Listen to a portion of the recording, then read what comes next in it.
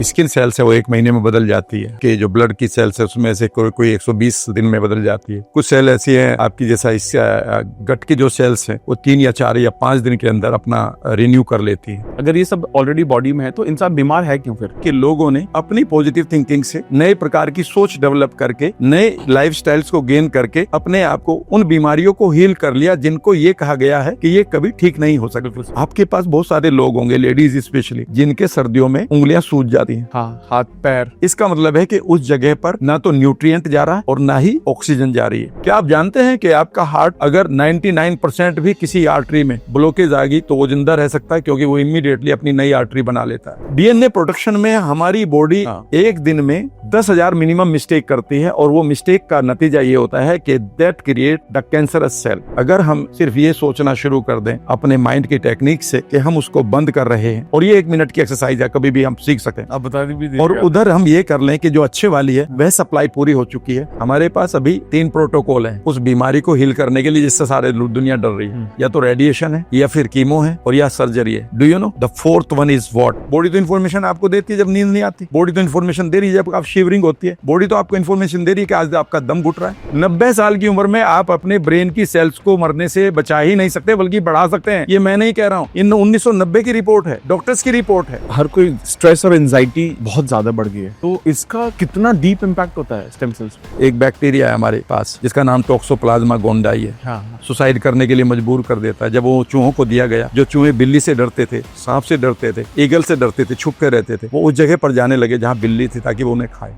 मैंने कहा यहाँ पर कौन हो तुम? I am a rich person. Rich का मीनिंग क्या है? मेरे पास इतना बढ़िया ऑफिस है। उसका कलर क्या है? उसमें सोफा किस कलर का है? पता नहीं। मानो तुम्हें पता हो। मैंने उसकी डिटेल बनवानी शुरू करी, विजुअलाइजेशन, ट्रांस में ले गया बच्चा, मैंने कंधा पकड़ लिया, गिर ना जाए। ऐसी कौन सी फूड हैबिट्स है, ऐसे कौन सा खाना है जो हमारे स्टेम सेल्स के लिए बहुत ज्यादा जरूरी है, और ऐसा कौन सा है जो अवॉइड करना चाहिए?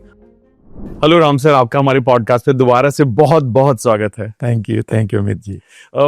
आई थिंक हम 3rd टाइम पॉडकास्ट कर रहे हैं, थर्ड आई थिंक पार्ट 3 कर रहे हैं शायद हम, ये है ना? हम 3 कर चुके हैं। 3 कर चुके हैं, हाँ। ये 4th हो रहा है। फोर्थ हो रहा है ये। हाँ, पहले सबसे पहले हमने लॉ ऑफ अट्रैक्शन किया था, फिर 2 हमने माइंड एंड गट पर हमने 2 किए। यस। और मुझे लगता है कि अब तक जितने भी पॉडकास्ट हुए आपके साथ सर, उन पर खास ब्लेसिंग है भगवान की, क्योंकि सब बहुत अच्छे गए। स्पेशली हमारे जो पिछले 2 हमने माइंड एंड गट कनेक्शन पर किए, वो तो रेवोल्यूशनरी ही थे।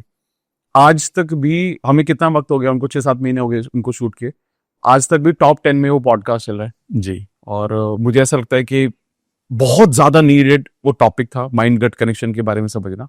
और आपकी नॉलेज जो इमेंस है, जो मैं हर जब भी मैं किसी से भी मिलता हूँ जो आपको जानते हैं, जितने भी हमारे यूट्यूब कम्युनिटी में भी है, मैं हमेशा यही बात करता हूँ, मैंने कहा नॉलेज में उनको कोई बीट नहीं कर सकता। तो thank you so much for coming again sir. Thank you so much sir. Thank you. तो सर, आज एक बहुत खास किताब पर, जैसे हमने पहले डिस्कस किया है, ईट टू बीट डिजीज के ऊपर बात करते हैं, डिस्कशन करते हैं। और क्योंकि आजकल वापस से काफी चीजें ऐसी हैं जो people are not aware of. जैसे मैं एक छोटा सा एग्जांपल देता हूँ, इस किताब में भी उसके बारे में काफी कुछ बताया गया। जैसे जब मेरी बेटी हुई तो मुझे ये बोला गया कि आप ना जो स्टेम सेल्स होते हैं ना, उनको प्रोटेक्ट कर लो, प्रिजर्व कर लो अगले 20 सालों तक, 50 सालों तक, जितना भी हो सकता है, क्योंकि आने वाली जो बीमारियां हैं वो ठीक होंगी अगर कुछ होता है तो, आपकी बच्चे को कुछ होता है तो और इनफैक्ट उन्होंने कहा कि बहुत सारी चीजें आपको भी होंगी तो वो भी, उससे भी उसको मदद मिलेगी। सर, लेकिन ना मुझे थोड़ा और क्लैरिटी शायद इसमें चाहिए कि ये आज के टाइम में इतना इंपॉर्टेंट पार्ट क्यों हो गया है और लोगों को नहीं पता है ये बात। हॉस्पिटल में जो लोग जाते हैं शायद उनको थोड़ा आइडिया होगा, या डॉक्टर्स को आइडिया है, लेकिन आम पब्लिक को ये आइडिया नहीं कि स्टेम सेल्स होते क्या है। अब बेसिकली अगर आप स्टेम सेल्स के बारे में बात करें तो 2006, 2007, 2008 के बाद ही लोगों को इसकी ज्यादा जानकारी प्राप्त हो रही है, और उतनी जानकारी प्राप्त हो रही है कि वही हमारे लिए जरूरी है। पर हम इसके बारे में कुछ भी ज्यादा नहीं जानते, जबकि एक आम आदमी को इसके बारे में जरूर जानना चाहिए। अदरवाइज वह अपने जीवन का एक बड़ा हिस्सा खो सकता है, और एक बड़ा पैसा भी। पैसे की तो बात यह है कि वो तो दोबारा भी आ सकता है, लेकिन पैसा तो तब खोएंगे ना जब इसकी कोई थेरेपी अवेलेबल हो। समझने की कोशिश करिएगा कि हमारी जो बॉडी है उसके अंदर एक पावर है। पावर यह है कि वह अपने आप को रिपेयर करती है। रोजाना हमारी, जैसे फॉर एग्जांपल आपकी जो स्किन सेल्स है वो 1 महीने में बदल जाती है। हाँ। ठीक है ना। आपके जो ब्लड की सेल्स है उसमें से कोई 120 दिन में बदल जाती है। कुछ सेल ऐसी है आपकी, जैसा इस गट की जो सेल्स है वो 3 या 4 या 5 दिन के अंदर अपना रिन्यू कर लेती है। तो आपकी बॉडी को रिपेयर जरूर करना होता है। अगर वो कहीं कट लग जाए, कहीं वुंड आ जाए या कहीं कोई ऑर्गन काम नहीं कर रहा है किसी तरह से, तो इमीडिएटली हमारी बॉडी रिपेयर करना जानती है। दूसरा, उस रिपेयर करने के लिए दूसरी चीज है रीजनरेशन करना जरूरी है, यानी कि वह रीजनरेट करना भी जानती है। अगर आपको कहीं कुछ अंग कट रहा है, खराब हो चुका है, तो इमीडिएटली नई सेल्स बन जाती हैं, नई आर्टरीज बन जाती हैं। या फिर जिसको आप कहेंगे कि मेंटेन करना जरूरी है बॉडी को, तो ऐसी के लिए ऐसी चीजों के लिए आपको यूं समझिए कि आपके पास जो सोमैटिक सेल हैं, जो बॉडी की सेल हैं, वो करीब करीब 40 ट्रिलियन है, लेकिन इनके अंदर, हमारे अंदर 0.002% स्टेम सेल्स हैं। ओके। तो इसका मतलब ये है कि करीब करीब 7,50,000 हमारे पास एक्टिव स्टेम सेल्स हैं। और ये स्टेम सेल्स कुछ इस तरह से काम करती हैं अमित जी कि ये प्लूरीपोटेंट है। प्लूरीपोटेंट का मतलब ये है कि जहां पर इनकी जरूरत पड़ती है ये वहीं पहुंच जाती हैं, और वहां पहुंचकर जिस एनवायरनमेंट में इनकी जरूरत है, मान लेते हैं आपकी स्किन खराब हो रही है, हम बूढ़े हो रहे हैं ना समय से पहले, ठीक है ना, तो ये स्किन में पहुंचकर आपकी स्किन सेल बन जाएगी और आपकी स्किन सेल को ये ठीक करके कुछ दिन में, कुछ घंटों में, इवन कुछ हफ्तों में वापस भी आ जाएंगी। ओके। या फिर वहीं की वहीं ये डेड हो जाएंगी, ये वापस आती हैं या डेड हो जाती हैं, यहाँ पर अभी मिस्ट्री बनी हुई है। लेकिन इतना है कि अगर ये आपके बाल खराब हो रहे हैं, बाल उड़ गए हैं, तो यह बालों की सेल बन जाएगी और बाल की सेल बनकर उसे रिपेयर करके, उसको आलिंगन करके, यानी कि उसके साथ मर्ज होकर ये बालों की सेल बनकर वापस आ जाएगी।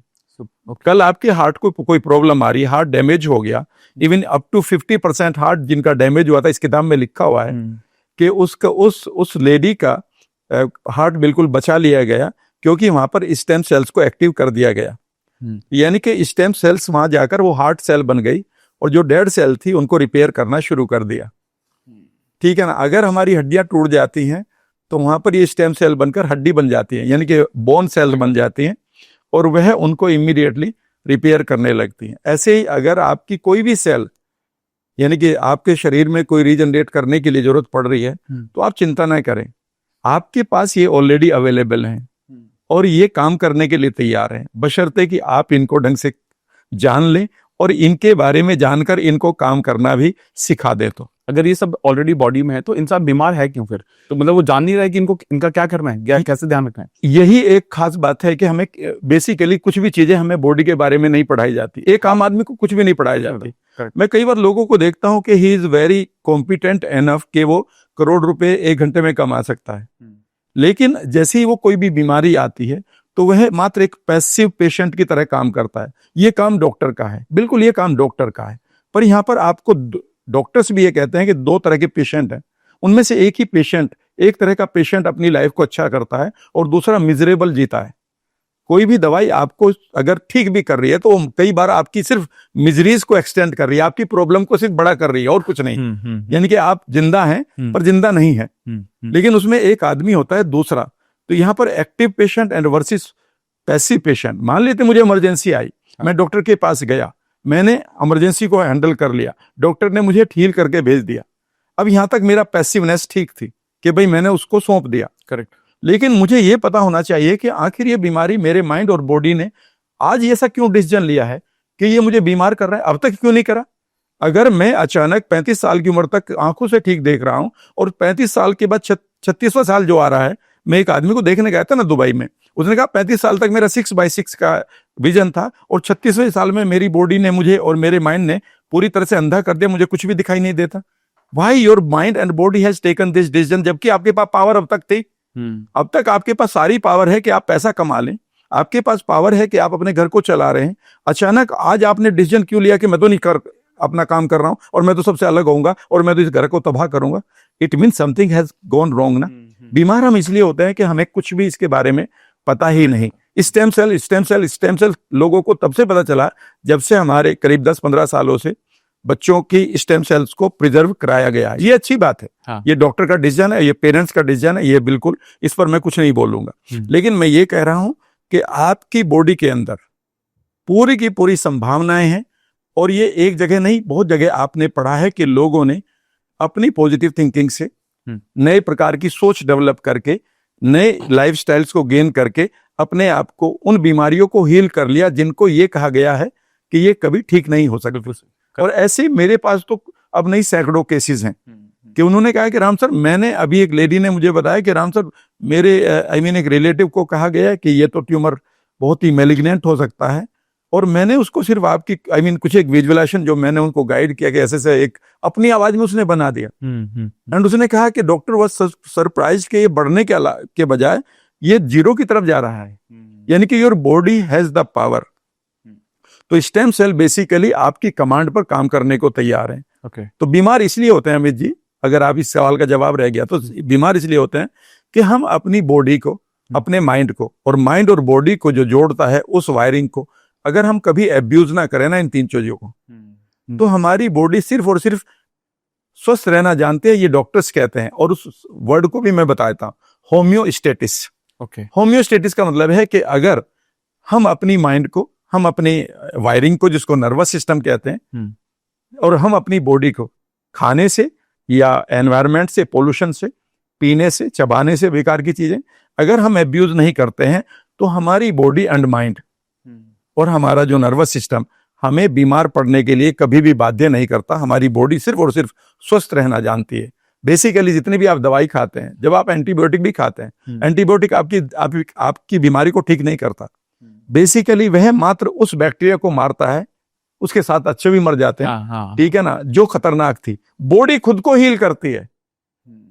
इवन रेडिएशन और कीमोथेरेपी बेसिकली आपको ठीक नहीं कर रही है, वह उस ग्रोथ को मार रही है जो आपकी वजह से शायद उस बॉडी में आ गई है।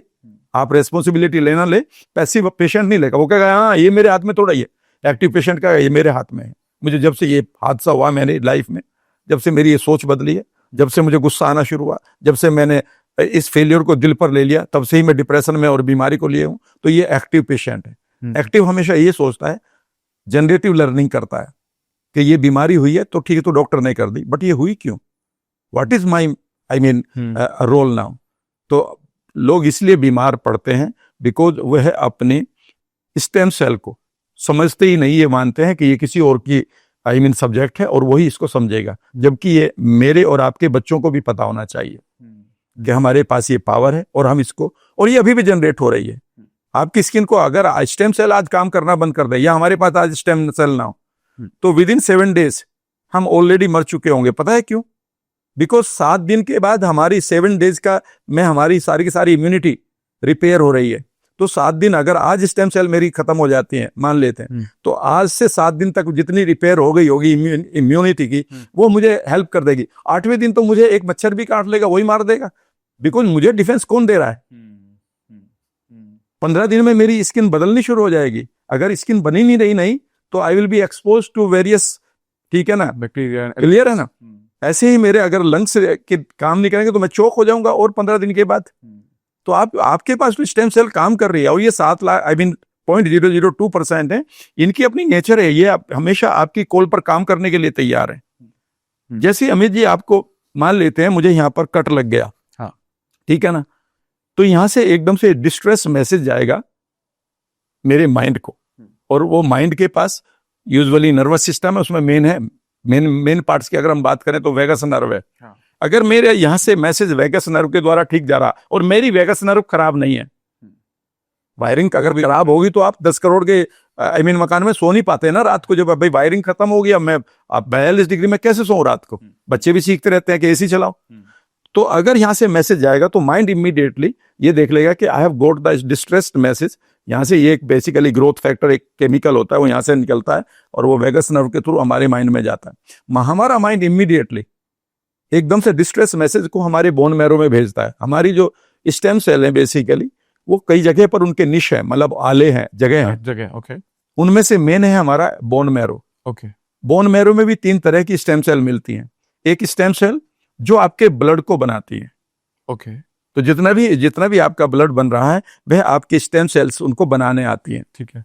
दूसरा है ब्लड को चलाने के लिए जो कैपिलरीज हैं, अगर हमें नई जरूरत पड़ रही है तो वो बनाती हैं उसको।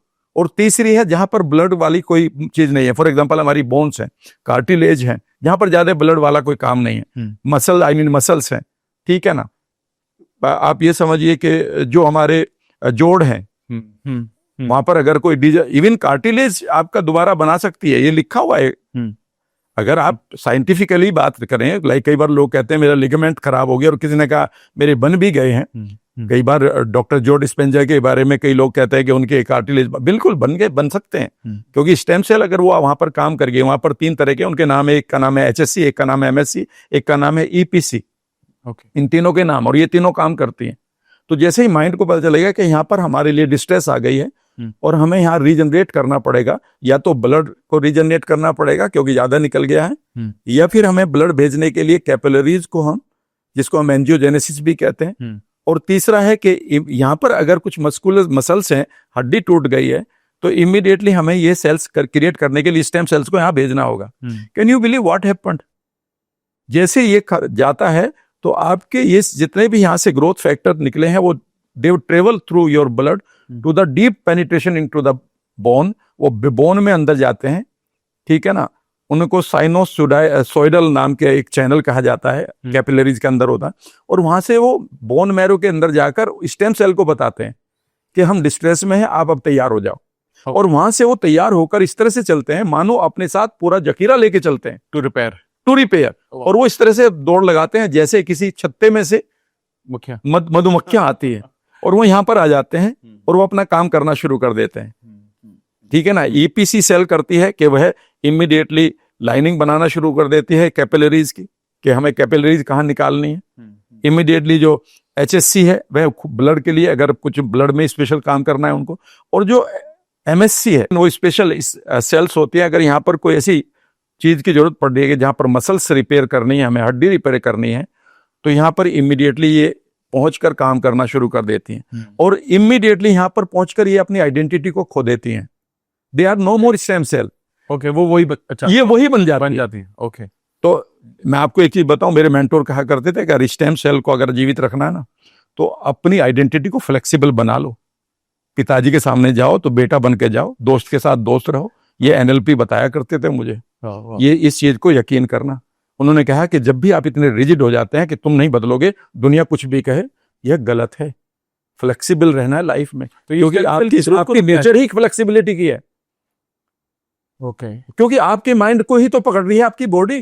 भाई माइंड एंड बॉडी तो अब तो एक मान लिया ना। बिल्कुल सही। पहला ही चैप्टर हर एक हीलिंग में यही आ रहा ना कि योर बॉडी, और बॉडी का मतलब ये थोड़ा है कि आपकी स्किन है, स्किन के अंदर क्या है, स्किन के अंदर भी तो स्टेम सेल्स ही हैं, स्किन के अंदर की भी तो डीएनए है, इसका मतलब एवरीथिंग इज, और आपके स्टेम सेल के भी तो अंदर डीएनए है, तो वो यहीं से तो मिल रहा है सब कुछ उसको। तो वो यहाँ जाकर अपना काम करना शुरू कर देती हैं, और वो इस अपने काम को ही नहीं करते, भाई अपने साथ एक जखीरा लेकर आते हैं, उनको एक्सोसोम कहते हैं हम। वो इवन आसपास के नेबरहुड की सेल्स को बताती है कि हम यहाँ ये काम कर रहे हैं, तुम भी हमें सपोर्ट करो। So this way they start working. तो आज से आप ये समझ लीजिएगा कि आपकी किसी भी सेल को दोबारा आपकी बॉडी बनाने के लिए तैयार है, ये बिलीफ पहले पकड़ लो।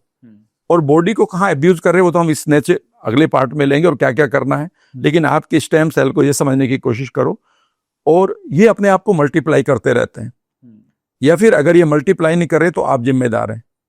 आपने इनको कह दिया है कि आप ना काम करें, ठीक है ना। अगर कई बार मैं आगे एक चीज बताता हूं अगले सवाल से पहले, अगर बार बार आप ये कह रहे हो ना मेरा दम घुट रहा है लाइफ में, मेरा दम घुट रहा है, इस शब्द को बोलना बंद कर दो। सिर्फ ये आपको अस्थमा ही नहीं देगा, यह आपकी चोकिंग ही नहीं करेगा, यह आपके जो ब्लड सप्लाई हो रहा था आपके अच्छे अंगों को, उनको बंद कर देगा। और मेरा दम घुट रहा है, ऐसे में आपकी बॉडी और माइंड ये मानेगी कि चूंकि दम घुट रहा है तो मुझे इमीडिएटली इसको ज्यादा ऑक्सीजन देना है, और वो ब्लड के थ्रू दिया जाएगा। और ऐसे में कई ऐसे चैनल खोल देगा वो, जिसको एंजियोजेनेसिस नेगेटिव वाली कहते हैं, कि वो उन ट्यूमर को भी देना शुरू कर देगा ब्लड, जो वहां नहीं जाना चाहिए था। एंजियोजेनेसिस क्या होती है सर? एंजियोजेनेसिस बेसिकली हमारे पास एक ऐसा डिफेंस मैकेनिज्म है जो हमें नहीं पढ़ाया गया है और जो पता होना चाहिए। हमें सिर्फ अब तक इम्यूनिटी के बारे में बताया गया, बस वो भी बहुत बेसिक, और वो भी कोविड के बाद आई है। करेक्ट, ठीक है ना। लेकिन आपको पता है कि इम्यूनिटी के जैसा ही हमारे पास एक सिस्टम है स्टेम सेल का, और उसी का ही अगला भाई एक कजन है एंजियोजेनेसिस। एंजियोजेनेसिस बेसिकली हमारे माइंड और बॉडी की एक ऐसी प्रक्रिया है कि जहां पर भी आपको हाइपोक्सिया यानी कि ब्लड की ऑक्सीजन की कमी पड़ रही है। आपके पास बहुत सारे लोग होंगे, लेडीज स्पेशली, जिनके सर्दियों में उंगलियां सूज जाती हैं, हाँ, हाथ पैर, ठीक है ना, हाथ हाँ। पैर सूजने शुरू कर देते हैं। हाँ हाँ हाँ। इसका मतलब है कि उस जगह पर ना तो न्यूट्रिएंट जा रहा है और ना ही ऑक्सीजन जा रही है। असलियत में यहाँ पर एंजियोजेनेसिस की जरूरत है। एंजियो का मतलब होता है हमारी ब्लड वेसल्स, जिनको हम नसें कहते हैं, कैपिलरीज कहते हैं, और सबसे छोटी जो नस होती है उसको हम ब्लड वेसल यानी कि कैपिलरीज कहते हैं। आर्टरी ब्रेन में होती है। पता है आपके पास कितनी कैपिलरीज हैं पूरी बॉडी में? 19 बिलियन। ओके। और तुम बिलियनर हो, देख लो। 19 बिलियन है, और आपके किसी भी सेल से इसका जो ब्लड का दूरी है वो मैक्सिमम पता है कितनी है? 200 माइक्रो मिलीमीटर, यानी कि एक बाल की चौड़ाई जितनी होती है उससे भी कम डिस्टेंस है इस हर एक टिश्यू तक ब्लड पहुंचाने के लिए। अगर ये टिश्यू फेल हो रहे हैं, अगर ये ब्लड सप्लाई फेल हो रही है, तो आपकी एंजियो का मतलब है नसें, जेनेसिस का मतलब है ग्रोथ। यहां पर दो चीजें हैं, स्टेम सेल का ही ये पार्ट समझ लीजिएगा या वर्किंग समझ लीजिएगा, कि हमारी बॉडी को जहां पर भी हाइपोक्सिया हो गया है, जहां पर भी आप तनाव में हैं, इमीडिएटली आपकी बॉडी ऑक्सीजन के लिए चीखती है कि मुझे ऑक्सीजन दो। क्योंकि जैसे ही आप स्ट्रेस में होंगे, आप अपने बच्चों को, हमारे बच्चों को स्कूल में पढ़ा जाना चाहिए, और हमारे ऋषियों ने इस चीज को बहुत पहले पढ़ लिया था।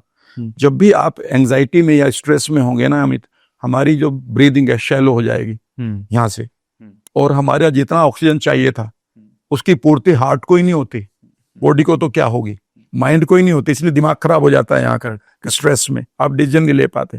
तो ऐसे में बॉडी जब हाइपोक्सिया यानी कि ऑक्सीजन की कमी को महसूस करती है, तो वह एकदम से एंजियोजेनेसिस, अपनी नई कैपिलरीज डेवलप करने लगती है। डेवलप करने की पूरी साइंस है, मैं कभी भी आपको बता सकता हूं कि कैसे आपकी नसों में से एक पर्टिकुलर सेल चीखती हुई बाहर निकलती है, सबको जगाती है, और एक पर्टिकुलर केमिकल को रिलीज करते हुए उसमें से एक छेद करती है अपनी नस में से, और एक आर्टरी को बनाना शुरू कर देती है। उधर से स्टेम सेल को बुलाती है कि यहाँ पर हमें ऑक्सीजन नहीं मिल रही है पूरी बॉडी में, ठीक है ना। तो ये पॉजिटिव एंजियोजेनेसिस है। कभी भी आप देखेंगे कि बचपन में बहुत बार गिरे होगे गाँव में, घुटने छिल जाते थे, और यहाँ पर खुरंड यानी कि स्कैब बन जाता था। कभी आपने कच्चा खुरंड उतारा, कितना ब्लड निकलता था। और अगर वो उतर भी गया तो पहले दिन कितना लगता था कि रेड रेड रेड नेटवर्क फैला हुआ। याद रखिएगा, वो है आपकी एंजियोजेनेसिस है। ओके। क्या आप जानते हैं कि आपका हार्ट अगर 99% भी किसी आर्टरी में ब्लॉकेज आ गई तो वो जिंदा रह सकता है, क्योंकि वो इमीडिएटली अपनी नई आर्टरी बना लेता है। ये मैं नहीं कह रहा हूं, ये मेडिकल साइंस कह रही है। और इस एंजियोजेनेसिस की वजह से कोरियन वार में अमेरिका के 300 सोल्जर्स को, जो जिनकी एवरेज एज 22-20 ईयर्स थी, पेज नंबर 11 या 12 है, किताब का नाम है how not to die. Okay. How not to die from the heart attack.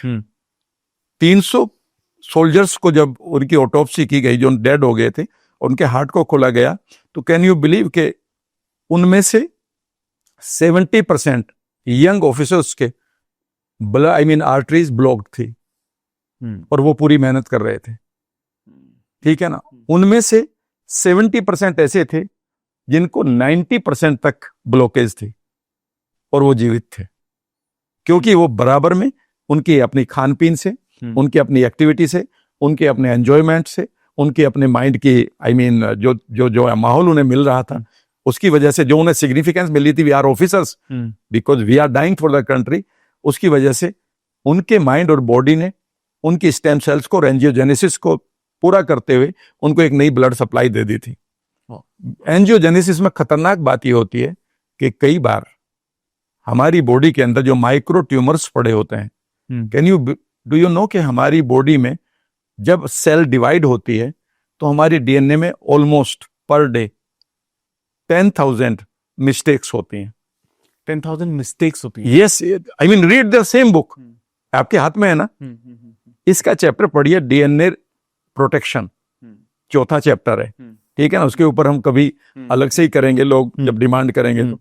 DNA protection में हमारी बॉडी एक दिन में 10,000 मिनिमम मिस्टेक करती है, और वो मिस्टेक का नतीजा ये होता है कि that create the cancerous cell, not cell but we call them tumours.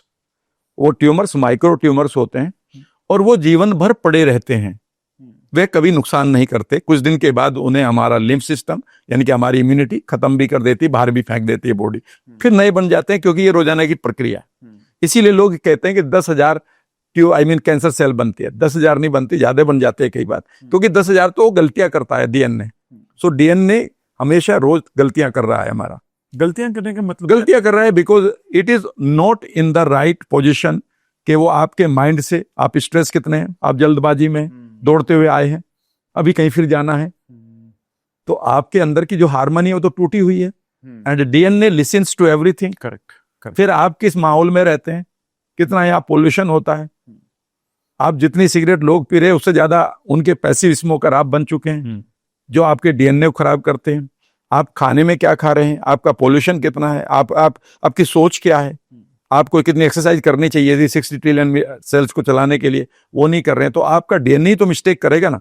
Correct. और उसके अंदर भी जो जीन बैठी हुई है उसका एक्सप्रेशन उसको झेलना पड़ता है। जो जीन अब तक ठीक काम कर रही थी उसने अचानक गलत एक्सप्रेस करना शुरू कर दिया, तो ठीक है ना। तो इसका मतलब है कि वो जो माइक्रो ट्यूमर से वो जिंदगी भर हमारे पास पड़े रहते हैं, और सडनली किसी दिन ऐसा होता है कि अचानक एक ट्यूमर अपने लिए प्राइवेट सप्लाई के लिए कोई ब्लड वेसल तैयार कर लेता है। जब तक वे ट्यूमर पड़े हुए हैं, they are not known as cancer, they don't become the disease. जिस दिन उनको ब्लड सप्लाई मिल गई, यानी कि नई कैपिलरीज वहां तक पहुंच गई, immediately they become the disease. और कितनी, इसी किताब में आप पढ़ेंगे, पहले ही चैप्टर में पढ़ेंगे, एंजियोजेनेसिस पहला ही चैप्टर है। एक फोर्टनाइट में, 15 दिन के अंदर, वह ट्यूमर जो बिल्कुल एक डोट की तरह था, वह अचानक अप टू 16,000 टाइम्स ग्रो कर सकता है। And that it becomes a big challenge for the life. कमाल की बात यह है कि आप अपने लाइफ स्टाइल से प्लस, अब ये मैं नहीं कह रहा हूं, ये किताबें जो अगर आप पढ़ते हैं आप, ये तो आप जानते हैं, हम अपने माइंड से इस एंजियोजेनेसिस को हमें खत्म करना होगा। यानी कि हमें जो बेकार के ट्यूमर को ब्लड सप्लाई जा रही है जिससे वो कैंसर बन गया है, अगर हम सिर्फ ये सोचना शुरू कर दें अपने माइंड की टेक्निक से कि हम उसको बंद कर रहे हैं, और ये 1 मिनट की एक्सरसाइज है, कभी भी हम सीख सकते हैं, आप बता दीजिए। और उधर हम ये कर लें कि जो अच्छे वाली है वह सप्लाई पूरी हो चुकी है। पता है आपको हार्ट अटैक क्यों हो रहे हैं? क्योंकि आप, सवाल ये नहीं कि आर्टरी भर रही है, सवाल ये है कि नई क्यों नहीं बना रहे हो आप। हाँ। जबकि एक किताब में अगर आप पढ़ें तो जो हमारा सी सोल्ट होता है, मैं वो टेक्निक ही बताता हूँ, तो जो सी सोल्ट होता है उसके अंदर जो डाइजेस्टेबल कॉपर होता है वो कहीं यूजुअली नहीं मिलता है, दैट क्रिएट्स योर आर्टरीज। ये मैं नहीं कह रहा हूँ, किताब पढ़ लीजिएगा, किताब का नाम है द रीसेट फैक्टर, मिंडी पल्ज की किताब है, और वो इस दूसरी किताबों में भी लिखा है इतना तो, हील बाय डिजाइन भी है नील बारबारा की, तो बारबारा नील की, उसमें भी पढ़िएगा। ये सब चीजें वो नई क्यों नहीं बना रहा है, ये बताइए। सवाल ये है, अब तक तो बना रहा था, अभी क्यों नहीं बना रहा है। और अगर आप ये कहते हैं ना कि आप स्टेम सेल को भी और एंजियोजेनेसिस को भी, अगर आप जब तक आप किसी बड़े मेंटोर के पास जाएं, कोई नई टेक्निक सीखें, नए आप कोई किसी टेक्निक को कहीं ढूंढें या किसी थेरेपी को, तब तक आप एक काम क्यों नहीं करते हो? आराम से बैठकर इमेजिन करिए कि आपके एक लेफ्ट हैंड में नोब है, या आपके पास एक रिमोट कंट्रोल है, और एक राइट में है। नोब है, घुमाते थे ना हम राइट लेफ्ट में, ठीक है ना, लेफ्ट में घुमाते थे, एंटी क्लॉकवाइज घुमाते थे तो वो कम हो जाता था, और हम बढ़ा देते थे तो राइट। सो आप इमेजिन क्यों नहीं करते आंख बंद करके कि एक नोब में आपके पास पावर है और दूसरे हाथ में भी एक नोब है, और ये दोनों में पावर है, और एक लंबा सांस लेते हुए अगले 2-3 मिनट में इमेजिन करें that you are becoming super human and you are connected with the universe. कोई भी मेटाफोर ले लें आप अपने धर्म के अनुसार, किसी एंजल के साथ, किसी गणेशा के साथ, किसी भगवान भोले के साथ, अपने अल्लाह मियाँ के साथ, जिसको भी आप मानते हैं, क्योंकि इसे हम साइकोलॉजी में एंकरिंग कहते हैं। करेक्ट। कई बार हमारे बच्चे और आप भी इसीलिए ठीक हो जाते हैं, इस डॉक्टर को दिखाते ही ठीक हो जाएगा, आप तो फादर है, हाँ ठीक है ना, और वो कुछ नहीं लिखते हैं, कई बार वो हाथ लगा देते हैं, ठीक हो जाता है। इट इज, ये तो डॉक्टर भी मानते हैं भाई 35% तो दवाइयां काम करती नहीं, वो तो प्लेसिबो काम करता है, क्योंकि जैसे ही आपके माइंड और बॉडी ने वो टच महसूस कर लिया उतना वो ठीक हो जाएगा, इसीलिए गले लगते ही लोग ठीक हो जाते हैं कई बार, ठीक है ना। तो ये आप इमेजिन करना शुरू करें कि जो आप लेफ्ट में हैं, इस नोब को धीरे धीरे घटा रहे हैं, कम कर रहे हैं, और जैसे ही कम कर रहे हैं तो इमेजिन करिए कि जितने भी आपकी बेकार की आपने गलती से माइंड और बॉडी ने गलती से जो आपकी एंजियोजेनेसिस कर दी थी, यानी कि ब्लड सप्लाई बना दी थी, इमेजिन करिए जो ट्यूमर को जा रही थी, इमेजिन करिए कि वो बंद होती जा रही है। उन ट्यूमर्स को इमेजिन कर लो कि ब्लैक डॉट है आपकी पूरी बॉडी में। सिर्फ आपको डीपली तो इमेजिन कराना, किसी अपने आप लिख सकते हैं। मैं 40 मिनट का मेडिटेशन खुद ही तो करता हूँ। इमेजिन करता हूँ कि वो सारे के सारे जितने भी डॉट थे वहां तक अगर कोई सप्लाई जा रही है तो वो बंद हो रही है, मैंने उसे स्विच ऑफ कर दिया। मैं 15 से 20 बार एक बार में कर देता हूँ ऐसे।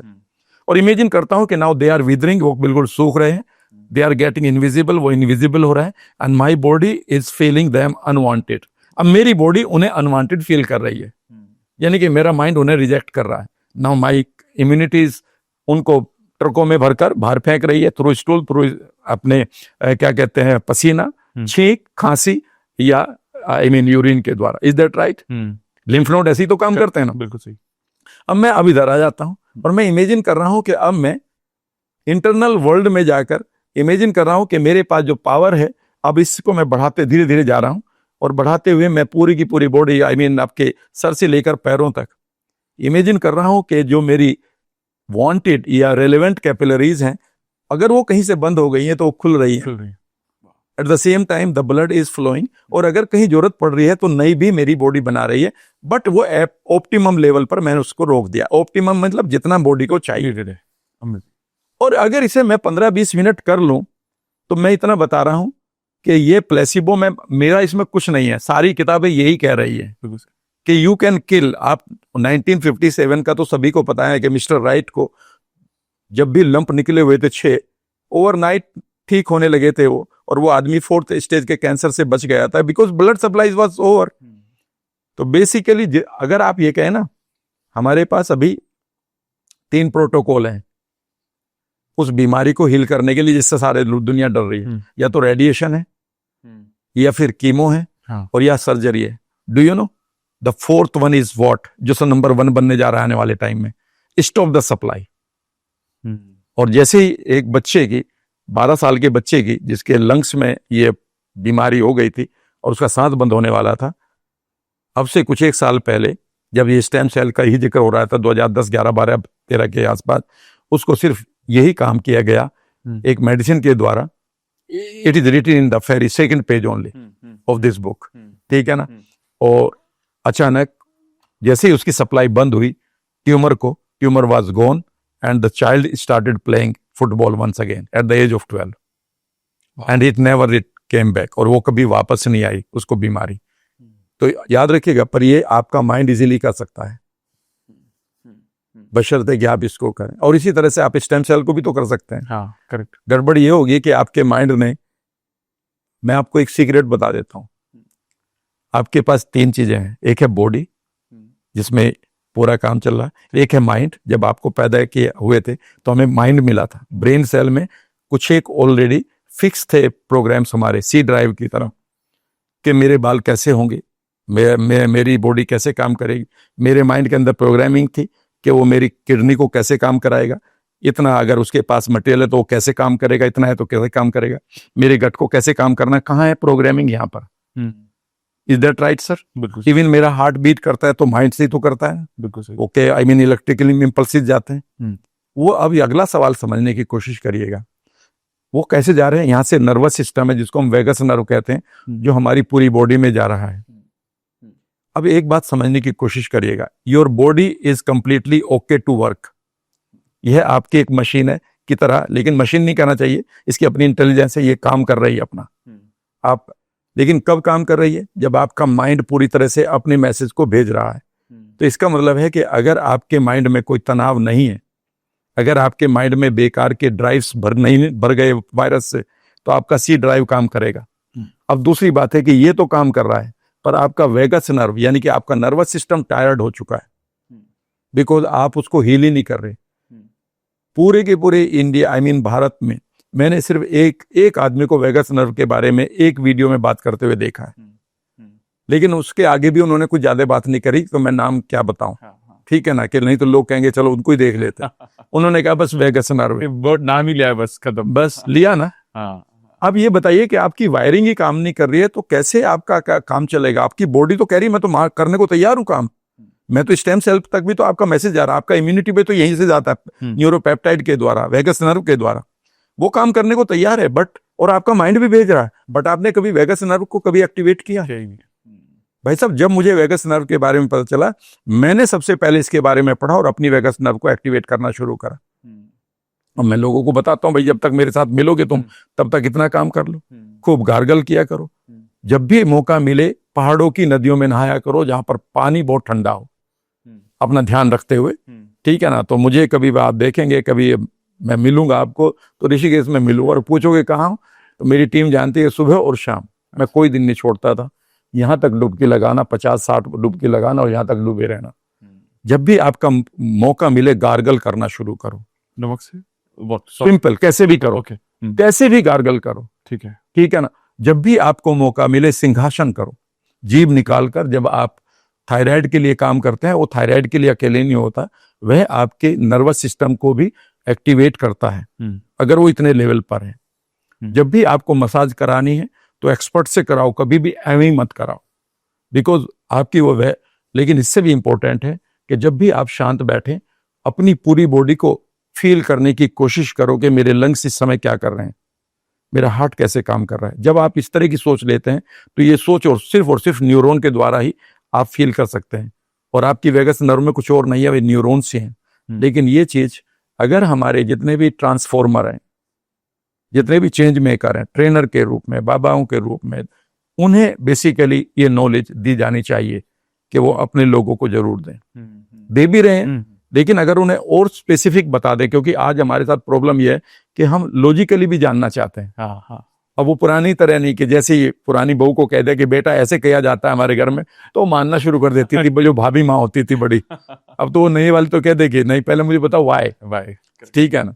तो आप वेगस नर्व को ठीक करें और माइंड को यहाँ से ठीक करें, बॉडी को आप एब्यूज ना करें खाने के द्वारा, बस इतना सा काम कर लें तो आप अपनी स्टेम सेल को भी बचा लेंगे। और न्यूरोजेनेसिस तो बहुत ही इंपॉर्टेंट है। स्टेम सेल जब पूरी बॉडी को रिपेयर कर रही है तो उसमें एंजियोजेनेसिस का सबसे बड़ा काम है उसका, और अगर ये रुक गई है और या ये फिर गलत तरीके से बढ़ गई है तो यहाँ पर अब आपकी बहुत सारी जिम्मेदारियां हैं जो मैं आपको बता सकता हूँ। सर, जैसे आपने अभी बताया कि हम जब वेगस नर्व के बारे में समझते हैं तो vagus nerve is the only source जो हमारे माइंड से हमारी बॉडी को सारे मैसेजेस दे रहा है, करेक्ट है सर? लेकिन पहला तो बहुत लोगों को पता ही नहीं है कि वेगस नर्व होती क्या है। मतलब आई थिंक हमने जब लास्ट टाइम बात की थी तो काफी लोगों को आइडिया लगा था और लोग ये समझ भी रहे थे। अब जो वेगस नर्व है कि क्या ये हमारे जो स्टेम सेल्स हैं उसके लिए भी रिस्पॉन्सिबल है, वो मैसेजेस कम्युनिकेट करने के लिए? एग्जैक्टली आप ये समझने की कोशिश करिए कि वेगस नर्व सिर्फ माइंड का मैसेज बॉडी को नहीं देती है। वेगस नर्व में जो न्यूरॉन्स हैं, जिनको हम पोस्टमैन कह सकते हैं, हाँ। आम आदमी की भाषा में, वह 20% एक्टिव है माइंड की इंफॉर्मेशन को बॉडी को देने को, सिर्फ 20% है। ठीक है। माइंड के पास तो एक लिमिट सेट भाषा है उसकी। हाँ। जब तक कि कोई चीज गलत नहीं चल रही है कि आपके किडनी को वो रेगुलरली इंफॉर्मेशन दे रहा है कि इतना हमारा लिक्विड बन चुका है, इसको ऐसे साफ करना है, इसमें इतना यूरिया है, इसको ऐसे टैंकल करना है। वो आपके गट को बता रहा है कि इतना खाना पहुंच गया तो इतना बाइल जूस आपको पंप करना है। आपके लीवर को बता रहा है कि इतने न्यूट्रिएंट पहुंच गए तो आपको इतनी सफाई करनी है। इवन आपके लंग्स को बता रहा है कि अब ये आदमी भाग रहा है तो अब आपको तेज से ऑक्सीजन को भरना है ताकि आपकी ऑक्सीजन की कमी ना हो जाए। तो ये तो माइंड के पास पूरी इंफॉर्मेशन है। तो माइंड तो अपना जो हेडक्वार्टर का काम कर रहा है, हेड ऑफिस का, वो कर रहा है। अब रेस्ट बाकी चीजें कहाँ है? तो rest of the body is there. तो अब जो आपकी वेगस नर्व के 80% न्यूरॉन्स हैं, वो आपकी बॉडी की भाषा को या बॉडी की एक्शंस को या रिएक्शंस को आपके माइंड को दे रहे हैं कि तुमने हमें जितना बताया था वो तो हम कर ही रहे हैं, लेकिन प्रॉब्लम तो ये आ गई है कि इस आदमी ने तो ये भी खा लिया है। अब मैं क्या करूं? तो इस चीज को जो आपकी जो वेगस नर्व है, यहां से जो केमिकल चेंज होता है, तो वेगस नर्व बेसिकली हमारे इलेक्ट्रिक और केमिकल जितने भी मैसेजेस मिल रहे हैं, तो बॉडी के पास यहाँ पर एकदम से जो चेंजेस आया है, कोई इंजरी आई है, कोई ट्रॉमा आया है, कोई ऑपरेशन हुआ है, इमीडिएटली वह आपका वेगस नर्व के द्वारा इलेक्ट्रिक या केमिकल इंपल्सेस के द्वारा आपके माइंड को पता चलता है। नाउ माइंड अगेन, माइंड का काम क्या है?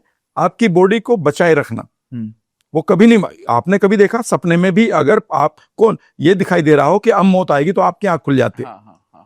Can you believe it? Your brain wants you to live for ever.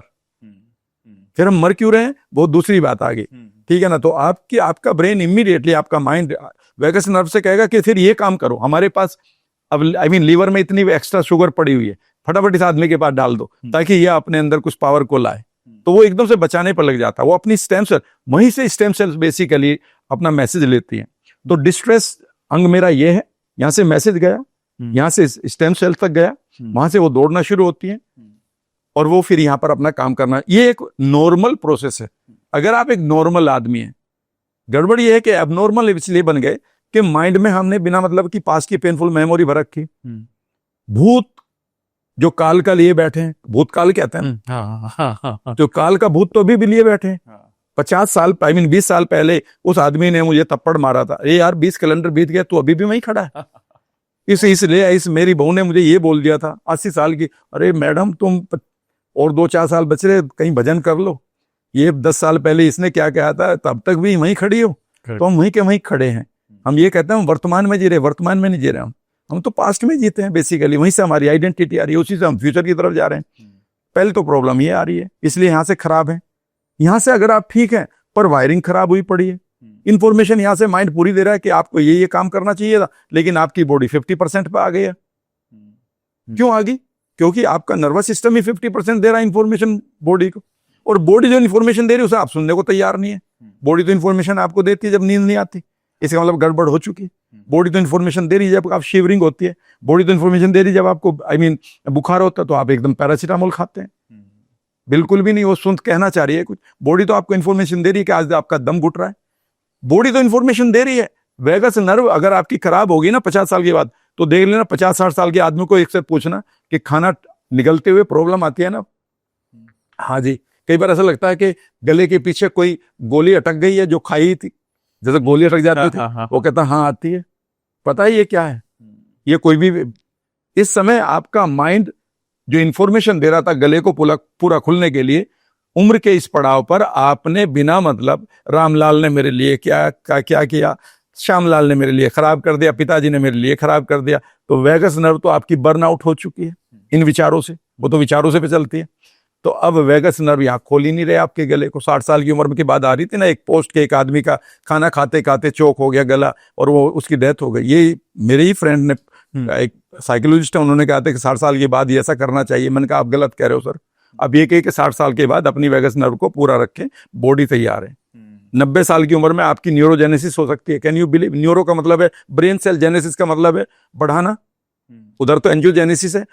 90 साल की उम्र में आप अपने ब्रेन की सेल्स को मरने से बचा ही नहीं सकते, बल्कि बढ़ा सकते हैं। ये मैं नहीं कह रहा हूं, इन 1990 की रिपोर्ट है, डॉक्टर्स की रिपोर्ट है, तरीके भी बताए उन्होंने। सवाल ये है कि क्या आपकी वायरिंग ओके है? अब आप कहेंगे मेरा माइंड भी ओके है, मेरी वायरिंग भी ओके है, क्योंकि मेरे सब चीज ठीक है। पर अब हो सकता है कि आपने अपने बॉडी का एनवायरनमेंट खराब कर रखा, और बॉडी का एनवायरनमेंट एक ही है, वो आपके गट बैक्टीरिया है। याद रखिएगा, आपके गट के ऊपर अपने बहुत सारी स्टेम सेल्स हैं, they are communicating with your other stem cell. अपने गट को बचाए रखिएगा, मैं आपको इंफॉर्मेशन दे रहा हूँ। गट का बैक्टीरिया आपकी गट की लाइनिंग को बचाए रखता है, और वहीं पर हमारी स्टेम सेल है। हमारी स्किन पर स्टेम सेल है, लेकिन वो स्किन की स्टेम सेल गार्डन लाइक नहीं है कि कभी भी जाओ और फल तोड़ के ले लो। वो सिर्फ आपके बोन में है, जिनको हम बोन मैरो कहते हैं। इसीलिए बोन मैरो ट्रांसप्लांट होता है ना। जिस कैंसर के बाद जब सारी स्टेम सेल मार देते हो, तो बोन मैरो में से थोड़ा बहुत निकालते हैं वो, और फिर उस आदमी को देते हैं। आपकी अभी 2012 का जो एक नोबेल प्राइज मिला ना, उनका नाम है शिन्या यामानाका। ये जापानीज वैज्ञानिक साइंटिस्ट या डॉक्टर थे। इन्होंने एक काम किया कि एक लेडी जिसकी उम्र करीब 72 साल थी, उनको एक बीमारी हो गई थी, एंजियोजेनेसिस एक्स्ट्रा हो जाती है ना, तो आंख में एक्स्ट्रा ब्लड पहुंच गया। कई बार आप देखेंगे लोगों की आंखों में बहुत सारी ब्लड वेसल्स बन जाती हैं। They are very dangerous. ये 60 साल की उम्र के बाद होती है। तो 50-60 साल के बाद में ध्यान रखिएगा इस बात का कि वो नोब से कम करते रहिएगा अभी से ही, कि वो बेकार की जगह नहीं। क्योंकि हमारी आंखों में जो नसें होती हैं रेटिना को और बाकी आंखों को देने के लिए, पता है वह कभी रीजनरेट नहीं होती दोबारा। सिर्फ पूरी लाइफ में अगर आप 100 साल जिएंगे, सिर्फ 2 बार आपके आंखों की नसें अपने आप को रीजनरेट करते हैं, बाकी यहाँ की 15 दिन में, 3 दिन में, 1 महीने में, जो भी है उनकी नेचर है, लेकिन आंख की नहीं बदलती। तो जो आंख की आपकी ब्लड वेसल्स हैं वो उतनी ही होनी चाहिए जितनी है। अगर वहां गलती से न्यूरोजेनेसिस हो गई, स्टेम सेल ने काम ज्यादा कर दिया, वहां पर न्यूरोजेनेसिस हो गई, तो ये जो ब्लड है आपका, वो जो लिक्विड है जिसमें से विजन जाता है, उसे ब्लड कर देता है और हम लोग अंधे हो जाते हैं। तो 2012 में डॉक्टर शिन्या यामानाका ने जो एक्सपेरिमेंट किया वो बहुत ही यूनिक था, इसलिए वो बहुत महंगा माना जाता है। उन्होंने उस लेडी की स्किन ली जरा सी कहीं से और उसमें से एक्सट्रैक्ट किया स्टेम सेल को। ओके। इसका नाम यहाँ पर इंड्यूसिबल स्टेम सेल माना जाता है। इसे IPC कहते हैं। इसका मतलब है इंड्यूसिबल प्लूरिपोटेंट स्टेम सेल। लेकिन वो उस तरह से नहीं भागती जैसे आपकी बोन मैरो से भागती हैं मधुमक्खियों की तरह। तो उसने इसे लैब में एक्सट्रैक्ट किया कि ये मिल गई उसे, और उसके बाद उसकी प्रोग्रामिंग करी रेटिना सेल के साथ, उन दोनों को मिलाया, और जब देखा कि हाँ स्टेम सेल्स को रीजनरेट करने की पावर आ चुकी, तो उसने उसकी आंख में रख दिया उसको। क्या आप जानते हैं कि AMD बहुत ही खतरनाक बीमारी है, इसका कोई इलाज नहीं मिलता। 60 साल की उम्र के बाद जब हम अंधे होने लगते हैं लोग, या पूरी तरह से हो जाते हैं, उसकी पूरी की पूरी आईसाइट वापस आ गई पूरी। यहीं से तो कहा गया ना कि स्टेम सेल के बाद अब आप हमारे पास एक ये वो रिजल्ट, ये वो जो एक्सपेरिमेंट था। लेकिन आप ये समझने की कोशिश करो ना, ये तो पावर आपके पास पहले भी थी ना, आपकी स्टेम सेल वहां से क्यों नहीं आ रही है? आप कहेंगे सर वहां से कैसे आएगी? प्रेगनेंसी के बाद जो स्टेम सेल बचाई जाती है, यह एक्सपेरिमेंट देखा गया कि जब एक हार्ट करीब 50% हार्ट अटैक में डेथ हो गई उसकी, हार्ट जिंदा था, तो जो प्रेगनेंसी का स्टेम सेल थी, वहां से वो यूट्रस से यानी कि वोम से वो ट्रेवल करते हैं and they go to the heart and they become heart cell, and वो पूरे के पूरे हार्ट को बचा लेती है, इसलिए उसको बचाया जाता है। लेकिन कमाल की बात यह है कि आपके पास ये सेल अभी हैं, और इनको आप बढ़िया लाइफस्टाइल से, बढ़िया मेडिटेशन से, खूबसूरत विजुअलाइजेशन से इमेजिन करना शुरू करो कि आप उनके साथ दोस्ती कर रहे हैं, उन्हें वहां से इनवाइट कर रहे हैं, अपने जोड़ों पर ला रहे हैं। वो आपकी कार्टिलेज भी बनाना जानती हैं, उसका नाम है MSC। वो आपका ब्लड भी बनाना जानती हैं, उनका नाम है HSC। और वो आपकी ब्लड आर्टरीज भी बनाना जानते हैं, जो बहुत ही इंपॉर्टेंट है आपके लिए, उसका नाम है EPC। I mean endothelial progenitor cells. It is the power with you, and you can do it with your imagination also. Not imagination, visualization. यानी कि गाइडेड हो और रेगुलरली हो, तो you can do it. Sir ये जैसे आज के दौर में हर कोई स्ट्रेस और एंजाइटी बहुत ज्यादा बढ़ गई है, तो इसका कितना डीप इम्पैक्ट होता है स्टेम सेल्स पे? अगर मैं कहूं सारा का सारा यही है, तो इससे कोई अतिशयोक्ति नहीं होगी। अगर आप एक बुक पढ़े जिसका नाम है हीलिंग कोड, तो वो शुरुआत यहीं से करता है कि your body can heal any disease any time. Number 1, your body में स्टेम सेल्स भी है, करेक्ट है, न्यूरोजेनेसिस भी है, इम्यूनिटी भी है, माइक्रोबायोम भी है, और DNA भी है, ठीक है ना, करेक्ट। आपके जेनेटिक एक्सप्रेशंस भी है, उसके बाद आपका मेटाबॉलिक सिस्टम है, क्लियर है। लेकिन अगला सेंटेंस उसने कहता है ओनली आपको 3 चीजें याद रखनी है, और दूसरा ये है कि इस इंटेलिजेंस को अगर कोई मार रहा है तो that is only one thing, that is the anxiety, stress और the bad patterns in your mind. और थर्ड उसने लिखा है कि if you understand the core of this anxiety, you can reheal and reignite the healing intelligence. लेकिन ये anxiety सिर्फ आपके माइंड से नहीं आती है। अगर आप माइंड एंड गट कनेक्शन को समझो, और जो हमारी पुरानी बातें भी हैं वो लोग भी इसे देखेंगे। मैं आपको एक चीज बताता हूं, जब बच्चा बड़ा होना शुरू होता है, ठीक है ना, तो जो उसकी ब्रेन सेल से बनती है, जिससे वो ब्रेन बनेगा, वह सेल दो सेल में डिवाइड होती है, और एक सेल ब्रेन पर रुक जाती है बनाने के लिए, और एक सेल आगे बढ़ जाती है, वो उससे गट बनता है, एंड वो दोनों की दोनों उससे जुड़ी होती है, जिसका नाम है वेगस नर्व। याद रखिएगा, आपका ब्रेन दो नहीं है। जब कहते हैं first brain and second brain, मैं कहता हूँ एक ही है। Half part is placed here and half part placed here, यानी कि एक पहली मंजिल पर रहता है और एक 5वीं मंजिल पर है। एक ही परिवार, वो रोजाना मिलते हैं, वो दोनों आज साथ ही काम करते हैं, उन दोनों बच्चों, उनके दोनों के बच्चे साथ ही खेलते हैं।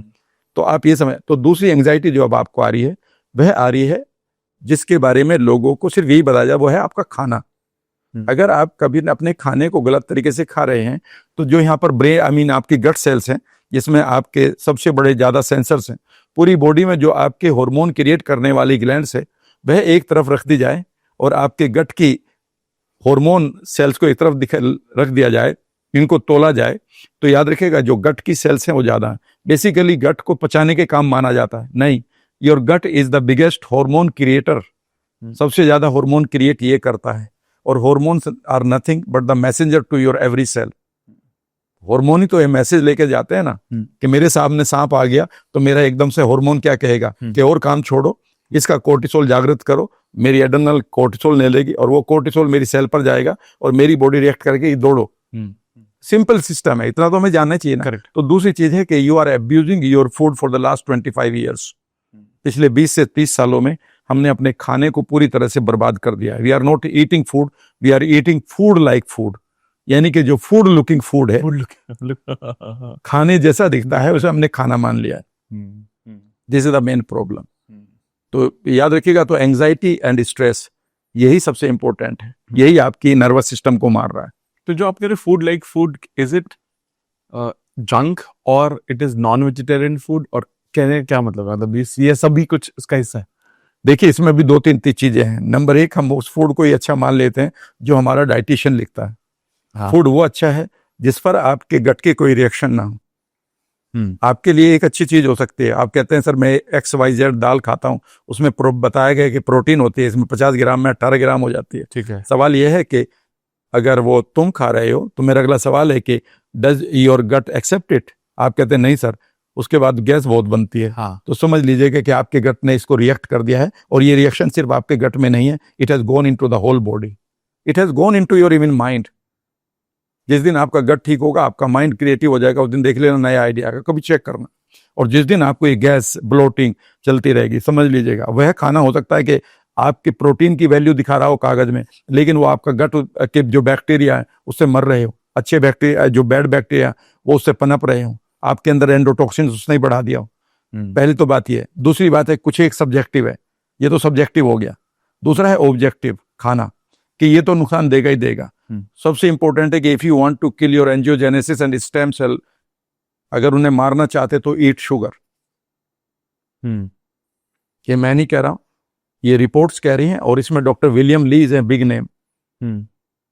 विलियम ली ने बड़ा नाम है। कई बार लोग कहते हैं कि सर ये पहले भी तो किया करते थे, फिर वही वाली बात है, पहले एनवायरनमेंट को भी तो देखो। 6ठी-7वीं तक तो मैंने भी खूब दूध पिया है, पर वो दूध तो बिल्कुल अलग था, वो तो नहीं, ये तो नहीं था। वही है। अब रोजाना में जब मैं दूध अपने गांव में जाता हूँ, तो दूध कैसे निकाला जा रहा है, वो तो टॉर्चर करके दिया। वो जो उसको इंजेक्शन लग रहा है, उसको, उसके लिए मेरा हार्मोन बॉडी बनी नहीं है, वो तो हार्मोन तो बर्बाद कर देगा, ठीक है ना। वो तो मेरी सारी की सारी आई मीन सेल्स पर जाएगा, तो वो सिचुएशन भी तो नहीं है।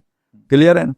तो जब आप फूड की बात करते हैं, तो sugar is the biggest culprit, ठीक है ना। दूसरा, आपका जो प्रोसेस्ड फूड है, जंक फूड है, ठीक है ना, वो फूड जो आपके गट को मार रहा है, वही फूड नुकसानदायक है। तो आपके गट को जो भी फूड मार रहा है, स्पेशली गट बैक्टीरिया को, क्योंकि gut bacteria is the biggest genetic store for you. आपकी पूरी बॉडी में 23,680 जीन्स है अराउंड, लेकिन ये 23,680 जीन्स भी अपना काम करना भूल सकती हैं अगर इनको कोई गाइड मिल जाए, और वो है 44 लाख जीन्स जो आपके बैक्टीरिया की है। You are 90% bacteria, you are only 10% human being. किताब का नाम भी है 10% ह्यूमन। मैं आज आपको एक चौंकाने वाली बात बता रहा हूं, वह हमारे पुराने पॉडकास्ट का हिस्सा बनना चाहिए थी। मैं आपको बॉडी और माइंड की पावर बता रहा हूं, कितनी पावर है। हमारे पास एक बीमारी होती है, उसका नाम है सेलियक डिजीज, हमारे देश में बहुत आ रही है, IBS IBD। उन्हें कई बार लोग IBS बता देते हैं कि मुझे IBS हो रहा, IBD हो रहा, कुछ भी नहीं पचता है, वेट गेन हो रहा है, या वेट कम हो गया, या मुझे चक्कर आने लगे हैं, या मुझे ऑटो इम्यून आ गई। तो इसे IBD IBS कहते हैं। लेकिन इनमें से कई बार हम उसे कह नहीं पाते। इनमें से एक बीमारी है सेलियक डिजीज। सेलियक डिजीज के होने के लिए दो चीजों का होना जरूरी है। एक, सेलियक बीमारी को पैदा करने वाली जीन, और दूसरा, आप गेहूं भी खाएं, ग्लूटन, क्योंकि ग्लूटन उस जीन को एक्टिवेट कर देती है और इमीडिएटली आपको लूज मोशन हो जाएंगे या फिर कब्ज पड़ जाएगा, आपका मूड खराब रहेगा, आपको ऑटो इम्यून आएगा, आपको नींद नहीं आएगी, आपकी इम्यून मार पिटाई हो जाएगी लोगों से। ये सेलियक डिजीज है। वेट के ऊपर नीचे हो जाएगा, थायराइड हो जाएगा, ऑटो इम्यून, बाल गिरने शुरू हो जाएंगे, जितने भी प्रॉब्लम है। आप जानते हैं कि जब ये किसके ऊपर रिसर्च हुई और उधर जीनोम पूरा प्रोजेक्ट हो रहा था 2012-13 के आसपास, तो देखा गया कि अमेरिका में सेलियक पैदा करने वाली जीन 33% लोगों के पास है और वो गेहूं भी खा रहे हैं, लेकिन बीमारी सिर्फ 1% लोगों को हो रही है। ओके, तो वही 32% लोगों को क्यों नहीं हो रही है? Do you know what was the result? And कभी भी आप ब्रेन मेकर किताब पढ़िएगा, बिग नेम इस किताब का, डॉक्टर पर्ल मटर की बुक है, जिसकी एक ब्रेन मेकर है और दूसरा ग्रेन ब्रेन है। तो उनकी रिसर्च, उन्होंने ये रिसर्च दी है। उन्होंने कहा है कि जो बाकी 32% लोग थे उनके पास सेलियक जीन भी थी और वो ग्लूटन भी खा रहे थे, फिर भी वो बीमार नहीं हो रहे थे, क्योंकि उनके गट का जो माहौल था, उनके जो गट के बैक्टीरिया थे वह अभी बचे हुए थे। सिर्फ वो लोग बीमार हो रहे थे जिनके गट बैक्टीरिया खराब हो चुके थे। इसका मतलब ये है, उन्होंने कहा है कि you can change your genetic expression. आप अगर आपके पास कोई जीन पड़ी है, लेकिन आप अपने गट बैक्टीरिया को भी बचाए रखें और उन्हें रीडेवलप कर लें और एंजाइटी फ्री हो जाएं, तो वह जीन अपना एक्सप्रेशन बदलने के लिए तैयार है। और ये मैं आपको कई एग्जाम्पल दे दूंगा, क्योंकि आपके पास वो किताबें हैं, मुझे मालूम है, और मेरे पास भी है। तो इट मीन्स जो आपका खाना है वह बहुत बड़ा फैक्टर है आपके गट के लिए, कि वह गट बेसिकली वेगस नर्व से आपके माइंड को हैक कर लेता है। जैसा मैंने पिछली बार बताया था, एक बैक्टीरिया है हमारे पास जिसका नाम टॉक्सोप्लाज्मा गोंडाई है। वह सुसाइड करने के लिए मजबूर कर देता है। जब वो चूहों को दिया गया, जो चूहे बिल्ली से डरते थे, सांप से डरते थे, ईगल से डरते थे, छुप कर रहते थे, वो उस जगह पर जाने लगे जहां बिल्ली थी, ताकि वो उन्हें खाए।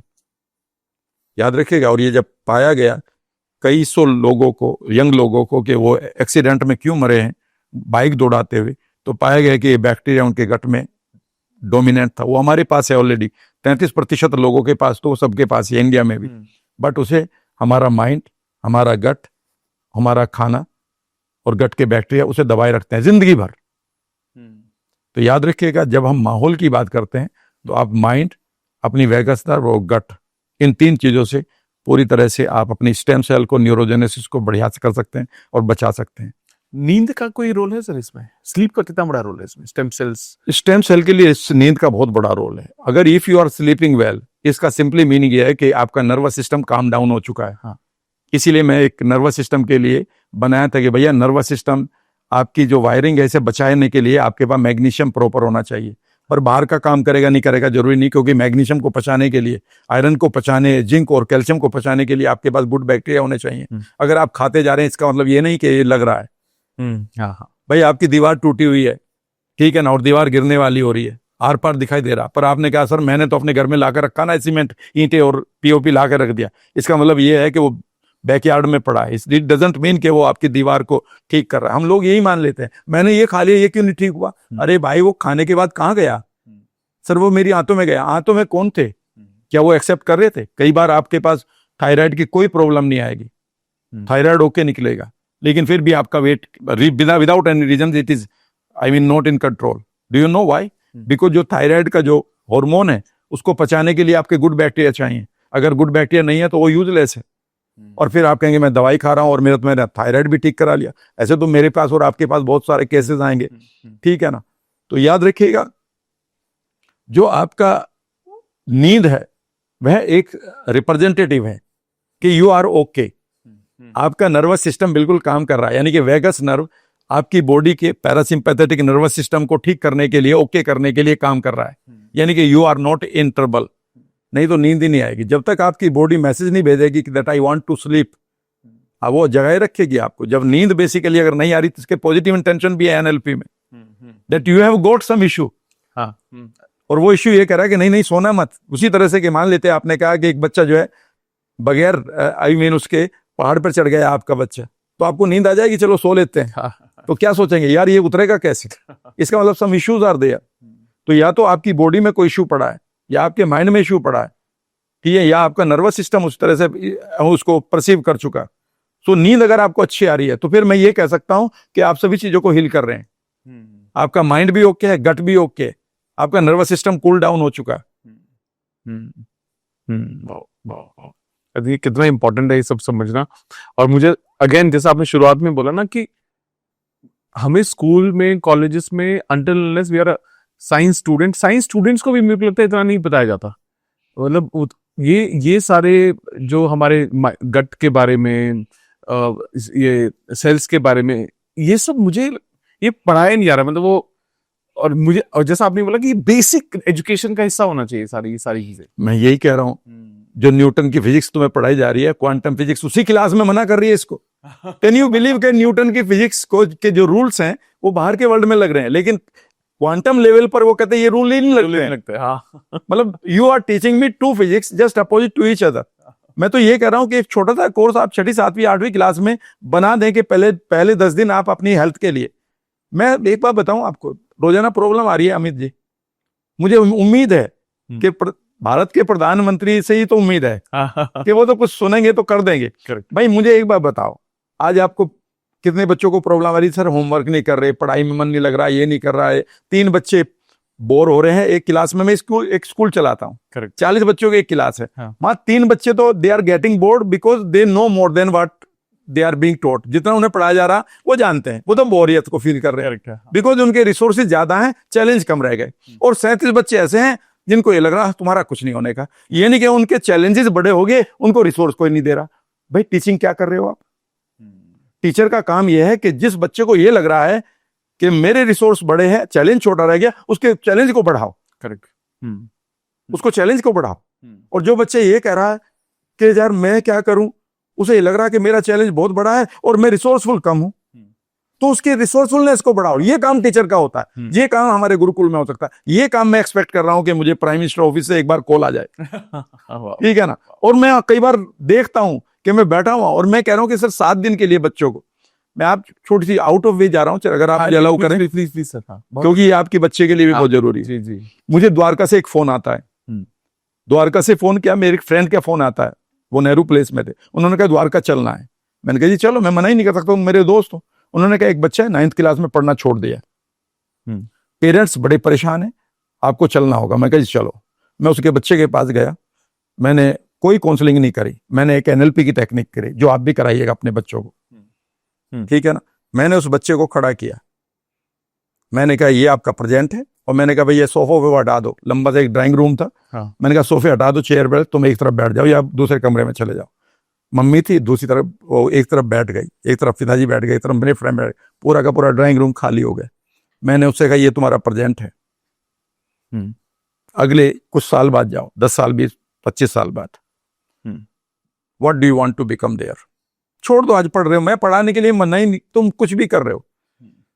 उसने कहा कि मैं उसे लेकर गया कि मैं यहां पर बड़ा हो गया हूं, जो भी उसका अपना परसेप्शन था। मैंने कहा यहां पर कौन हो तुम? I am a rich person. Rich का मीनिंग क्या है? मेरे पास इतना बढ़िया ऑफिस है। उसका कलर क्या है? उसमें सोफा किस कलर का है? पता नहीं, मानो तुम्हें पता हो। मैंने उसकी डिटेल बनवानी शुरू करी, विजुअलाइजेशन, ट्रांस में ले गया बच्चा, मैंने कंधा पकड़ लिया, गिर ना जाए, आंखें बंद कर ली। तुम्हारे पास क्या है, यहाँ पर क्या कर रहे हो? माँ पेरेंट्स के लिए, मैं मम्मी को पापा को बड़ा कर दे रहा हूँ। 2 ही कमरों वाला या बड़ा? नहीं और बड़ा।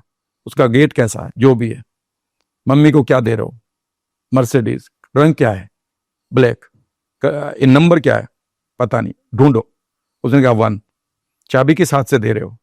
साड़ी कैसी पहनी हुई उन्होंने? मैंने उसको पूरी तरह से ट्रांस में लेकर चला गया। समझ लीजिए कि उसका चेहरा लाल हो गया, वो धीरे धीरे उसको ऐसे करने लगा और मैं उसे पकड़े हुआ था और सब शांत। मैंने उससे कहा कि अब पीछे आ जाओ, अब वहां पर आ जाओ,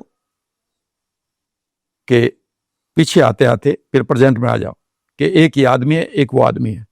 क्या ये बच्चा वो आदमी बन जाएगा? क्या माँ को ड्रीम्स? उन्होंने कहा नहीं, ये नहीं कर पाएगा। मुझे नहीं पता क्या करना है तुम्हें, मैं क्यों बताऊं तुम्हें?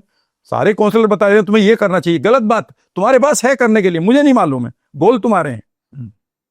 मैं कभी ये नहीं कहता तुम्हें ये करना चाहिए, मैं कहता हूं ढूंढो अपने रिसोर्स को। मैं उसको दोबारा लेके गया, फिर उस टाइम लाइन पर चलाया।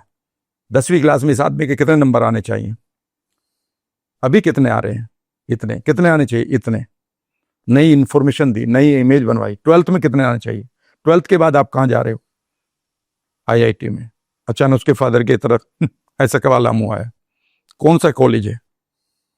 उसने कॉलेज का नाम बताया, खड़गपुर। मैंने उससे पार करते हुए अगले 2 साल बाद जाओ, कैसी अपॉर्चुनिटी है, बढ़िया, उस जगह पर दोबारा जाओ। मां को दे पा रहे हो गिफ्ट? हाँ जी। Feeling good? हाँ। फिर वापस आओ, फिर उसी कॉलेज में जाओ, वहां पर कितने मार्क्स आने चाहिए, फिर पीछे आओ, 12th में कितने आ रहे थे, कितना कॉन्फिडेंस है कि आएंगे नहीं आएंगे, इस बार कॉन्फिडेंस अंकल ज्यादा आ रहा है। फिर 10वीं में आए, फिर प्रेजेंट में आओ।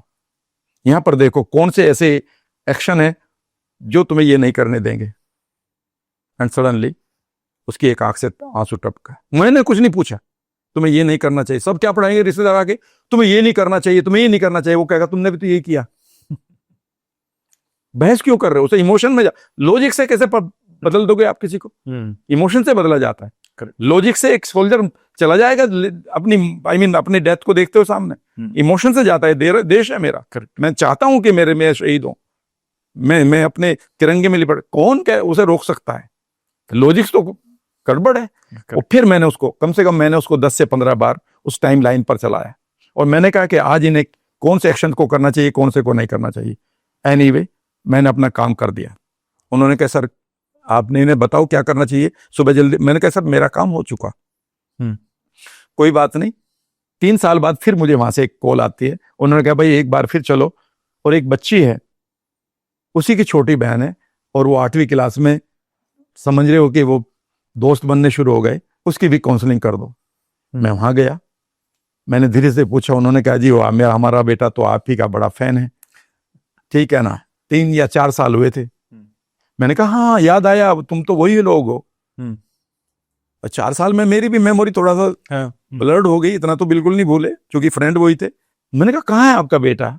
उन्होंने कहा IIT खड़गपुर। मेरे ऐसा लगा यार आई सेव्ड वन लाइफ, सिर्फ इसलिए कि आप उन बच्चों, मैं ये कह रहा हूँ स्कूल्स में इन बच्चों को तुम कुछ ना करो, जब अप्रैल में बच्चों को दाखिल कर रहे हो 15 दिन उनके फ्यूचर पर ले जाओ। 50 बार उनको फ्यूचर दिखा दो, अगले साल फिर दिखा दो।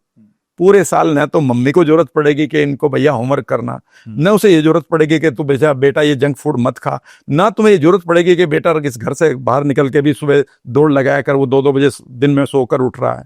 भैया जब आपने उसके गोल ही नहीं दिखाए तो बदलाव कैसे करोगे? बगैर रीजन के तो आपका माइंड न तो ठीक करता है अपने आप को। आपकी सेल भी याद रखिएगा, स्टेम सेल वांट्स रीजन, आपके एंजियोजेनेसिस वांट्स रीजन। पहले आप मुझे ये बताइए कि कहाँ डिस्ट्रेस आई है, तो स्टेम सेल भागेगी। सब कुछ नॉर्मल चल रहा था, वो क्यों भागेगा? जब आपने सब कुछ ठीक कर रखा है, जी ठीक है बेटा तू कुछ भी ना करना, वो पड़ा रहेगा। याद रखिएगा, your body needs a reason. आप अपनी बॉडी को रीजन बता दीजिएगा। मैं एक चीज बता रहा हूं सर, कैसे रीजनरेट करती है अपने आप को बॉडी। रियल स्टोरी है मेरी लाइफ की। तो जब मैंने बोला ना कि कारण ढूंढती है हमारी बॉडी जीने के लिए भी, मैं आपको एक बात बताता हूँ, एक कहानी है, कहानी रियल है। मैं 6ठी 7वीं 8वीं क्लास में पढ़ता हूँ अपने टाउन में, इंटर कॉलेज में। तो वहाँ के प्रिंसिपल कई बार किसी आदमी को बुला लेते, कोई BDO आ गया, कोई सेक्रेटरी, कोई प्रधान आ गया, कोई और पुराना स्टूडेंट आ गया, ताकि वो अपनी कहानी बताएं। That was a motivational sessions. तो एक बार एक डॉक्टर को बुलाया गया जो PSC में काम करते थे। तो आई सो के एक 6 फुट का बिल्कुल यंग डॉक्टर, 30 साल का होगा, हस्बैंड वाइफ उसकी और एक बच्चा, लेकिन उनके साथ एक बूढ़ा व्यक्ति भी था। तो उन्होंने अपनी कहानी बताई। उन्होंने बताया कि मेरे माता पिता किसी एक्सीडेंट में अचानक उनकी डेथ हो गई, मैं भी उनके साथ था उस एक्सीडेंट में, पर मैं बच गया। और लेकिन मेरे खानदान के या गांव वालों ने कहा कि नहीं बच्चा भी मर गया, या तो कोई साजिश रही होगी या जो भी था। और उन्होंने उन दोनों को तो जला दिया, फ्यूनरल कर दिया, और मुझे दफनाया गया। छोटे बच्चे को यूजुअली बरी किया जाता है।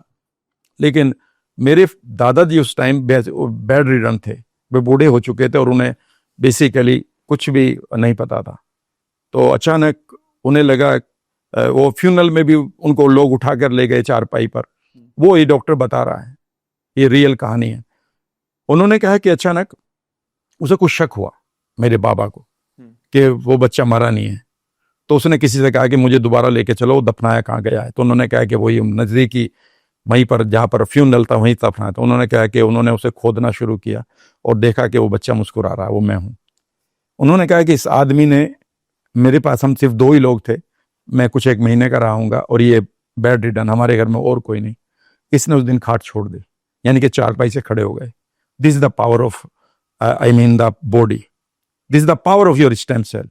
उन्होंने कहा है कि इनकी बॉडी एकदम से खड़ी हो गई, इन्होंने अपने आप को यंग बना लिया सिर्फ मुझे बचाने के लिए और बड़ा करने के लिए, और मुझे एमबीबीएस कराया और आज मैं आपके सामने हूं। याद रखिएगा, दिस इज द पावर। ये आपकी स्टेम सेल के पास एक रीजन होना चाहिए। आपके पास रीजन ही नहीं होता कई बार बचने का, जिंदा रहने का। और ये कई मेरे पास ऐसी चीज है, जब जब आपके पास बड़ा रीजन है और वो रीजन इमोशनल चला जाता है, आपका ये रीजन आपकी वेगस नर्व के द्वारा आपकी पूरी की पूरी स्टेम सेल के पास जेनेटिक लेवल को बदल देता है। रीजन ही तो बदलते हैं। ये तो कब पढ़िएगा, ये तो जो डिस्पेंजन है, जो जेनेटिक एक्सप्रेशन के बारे में किताबें लिखी हैं, उसमें यही तो लिखा है, give them a reason, your genetic expression changes every minute with every thought rather. The thing is that कि आपका थॉट कितना स्ट्रांग है बचने के लिए, जीने के लिए, आपकी बॉडी बनाने के लिए तैयार है। भाई मैं ये कह रहा हूं लोगों से, यार मेरे 30 साल की उम्र में ये बाल गिरने लगे थे, ठीक है ना, ये नेचुरल है, ये रियल है। सिर्फ यहाँ के कुछ एक बाल सफेद होने के कारण मैं मजा वो नहीं कर रहा हूँ, झूठ छुपा नहीं रहा हूँ, मुझे अपने प्रोफेशन के लिए इन्हें ब्लैक करना पड़ता, जबकि मैं करना नहीं चाहता इनको, वो भी टाइम आ जाएगा थोड़े दिन बाद। बट मैं कई बार ये देखता हूँ यार ये तो और इंक्रीज हो रहे हैं, बिकॉज मैं हर टाइम उस जेनेसिस को यहाँ तक ब्लड पहुंचाता हूँ और अपनी सेल से कहता हूँ यार थोड़ा टाइम देकर इसको भी कर लो, इसकी जरूरत पड़ रही है मुझे। मैं नहाता हूं ना, मैं खाना खाता हूं, मैं एकदम से कहता हूं कि जब मैं ये शावर ले रहा हूं इस समय मेरी एंजियोजेनेसिस पॉजिटिव वाली बढ़ रही है, नेगेटिव वाली खत्म हो रही है, मेरी स्टेम सेल भी नहा रही है और खुश होकर घूम रही है। जब मैं टुकड़ा तोड़ता हूं, जब मैं वॉक करता हूं बड़े से पार्क में, जब मैं योगा करता हूं, जब मैं प्राणायाम में बैठ जाता हूं, मैं इंटरनल वर्ल्ड को ही देखता रहता हूं। सबको देखना चाहिए। बिगड़ क्या रहा आपका? आप कह रहे हैं पता नहीं काम करेगा नहीं करेगा। अरे भाई अगर कर गया तो जिंदगी बच जाएगी, और माइंड आपकी बॉडी को चला रहा है। ये तो बहुत बड़ी सच्चाई है सर कि हमारा माइंड हमें चला रहा है। और आई थिंक कहीं ना कहीं इस किताब में भी ये बताया गया कि मेडिटेशन का बहुत इम्पैक्ट है स्टेम सेल्स के क्रिएशन पर। यस, वेरी ट्रू, पूरी तरह से। बिकॉज आपका मेडिटेशन जो भी आपके जीवन में अर्थक्वेक चल रहा है, जिसको हम सिंपैथेटिक नर्वस सिस्टम कहते हैं मेडिकल साइंस में, अगर आप लॉजिकली ले, वह तो हर टाइम तूफान चल रहा है, और तूफान में तो कोई भी चीज ठीक नहीं चलती। You can't make a house in the earthquake. भूकंप में कभी भी मकान नहीं बनाए जाते। और अगर आपकी बॉडी में भूकंप चला तो उस टाइम सेल आपको भूकंप में ही तो वो भी तो परेशान है, वो कहेगी मैं तुम्हारे लिए बनाऊं, मैं ही सर्वाइवल मोड में चले जाऊं। जैसे ही आपके जीवन में कोई भी भूकंप आएगा इंटरनल वर्ल्ड में, इमोशनल, तो आपकी एक एक सेल पता क्या हो जाते हैं? सेल्फिश हो जाती है। The word is selfish, your every cell becomes selfish. अब वो एक दूसरे के साथ नहीं है, वह सिर्फ अपने आप को प्रोटेक्ट करना चाहती है। और ऐसे में स्टेम सेल जो म्यूटेट हो जाती है, जो कैंसर स्टेम सेल बन जाती है, वह सिर्फ आपके तनाव के कारण बनती है। हमारे पास कुछ एक ऐसी स्टेम सेल्स हैं जो कैंसर स्टेम सेल है, वो हमने ही बनाई है, वो नहीं बनना चाहती थी। बिकॉज जब भी आप तनाव में होंगे लंबे समय तक बिना मतलब, रामलाल ने मुझे ये कहा था, श्यामलाल ने मुझे ये कहा था, मेरी बहू ऐसी होनी चाहिए थी, मेरा बेटा ऐसा होना चाहिए था, दामाद तो अच्छा है पर ये तो अच्छा नहीं है, यही तो हो रहा ना। तो आपने इंटरनल वर्ल्ड को इतना अर्थक्वेक दे रखा है, इतना अर्थक्वेक दे रखा है कि आपकी जितनी भी सेल थी वह सिर्फ सेल्फिशनेस में आ गई है। जब अर्थक्वेक आता तो हम क्या करते हैं? भाई जो भी नजदीक है उसका हाथ पकड़ लो, ज्यादा नहीं तो जान बचा के भागो। आपने भागते हुए देखा ना? बिल्कुल सही भैया, जिसकी जान बचे भागो। हाँ। तो एग्जैक्टली यही आपकी बॉडी कर रही है। जब आपकी स्टेम सेल उस अर्थक्वेक में कैसे काम करेगी? तो इसके लिए आपका मेडिटेट करना, मेडिटेटिव स्टेट में रहना बेहद जरूरी है। आपके बाहर के वर्ल्ड से कटो थोड़ी देर, इंटरनल वर्ल्ड में जुड़ो, और आप सिंपैथेटिक नर्वस सिस्टम से पैरासिम्पैथेटिक नर्वस सिस्टम की तरफ जाओ। यानी कि आप इंटरनल वर्ल्ड में माइंड से, नर्वस सिस्टम से और बॉडी से, दोनों से शांत हो जाया करो। दिन में कम से कम सोते हुए तो हो जाओ, उसी टाइम में ही काफी है। उतनी देर में आपकी बॉडी रिकवर कर लेगी। आपकी बॉडी तो इवन 10 मिनट में रिकवर कर लेती है, 10 मिनट में। सर एक और पॉइंट यहाँ पर ये आता है कि ऐसी कौन सी फूड हैबिट्स हैं, ऐसा कौन सा खाना है जो हमारे स्टेम सेल्स के लिए बहुत ज्यादा जरूरी है, और ऐसा कौन सा है जो अवॉइड करना चाहिए? अवॉइड में तो आपने बता दिया, शायद जंक वगैरह ये सारी चीजें हमें अवॉइड करनी चाहिए, बट कोई ऐसा स्पेसिफिक फूड है जो अवॉइड करना चाहिए या कोई स्पेसिफिक फूड जो हमें खाना चाहिए? देखिए, अगर आप नॉर्मल फूड खा रहे हैं ना, अगर आप इंडिया में हैं और अपना नॉर्मल फूड खा रहे हैं, हाँ। वही सबसे बढ़िया है। आप अपनी बॉडी को, आपको पता है, एक फूड के नाम पर एक चीज देता हूं मैं आपको, एक वर्ड देता हूं, कभी उसके ऊपर स्टडी करिएगा, सभी लोग करिएगा। एडाप्टोजेंस। एडेप्टोजेंस, ओके। एडाप्टोजेंस का मतलब होता है कि ऐसे फूड ना तो वो आपको बिना मतलब स्ट्रेच करें और ना ही सप्रेस करें, ओके। वह आपको वही रहने दे जो आप हैं, neutral. Neutral. Okay. For example मुलहटी उसमें से एक है, इसीलिए मुलहटी लिखा हुआ है इसमें। ओके। उसमें से अश्वगंधा है, उसमें टर्मरिक है, ठीक है ना। फिर भी अगर आप इस पॉइंट, उसको हम कभी फिर बात कर लेंगे एडाप्टोजन के ऊपर। बहुत इंपॉर्टेंट है कि कोई भी फूड, अगर जितने भी हमें दवाई दी जाती है ना अमित, वो हमें करते क्या है, या तो सप्रेस करते हैं, हाँ। या ओवर रिएक्ट करने पर इंटरनल वर्ल्ड को बाध्य करते हैं, कंपेल करते हैं, तभी तो चेंज लाती हैं ना। हाँ, हाँ। लेकिन जो हमारा खाना होता है वह एडाप्टोजन होना चाहिए। यानी कि ये मेरा रूल है कि मैं करूं या ना करूं, तुम्हारा रूल है मुझे एनर्जी देना।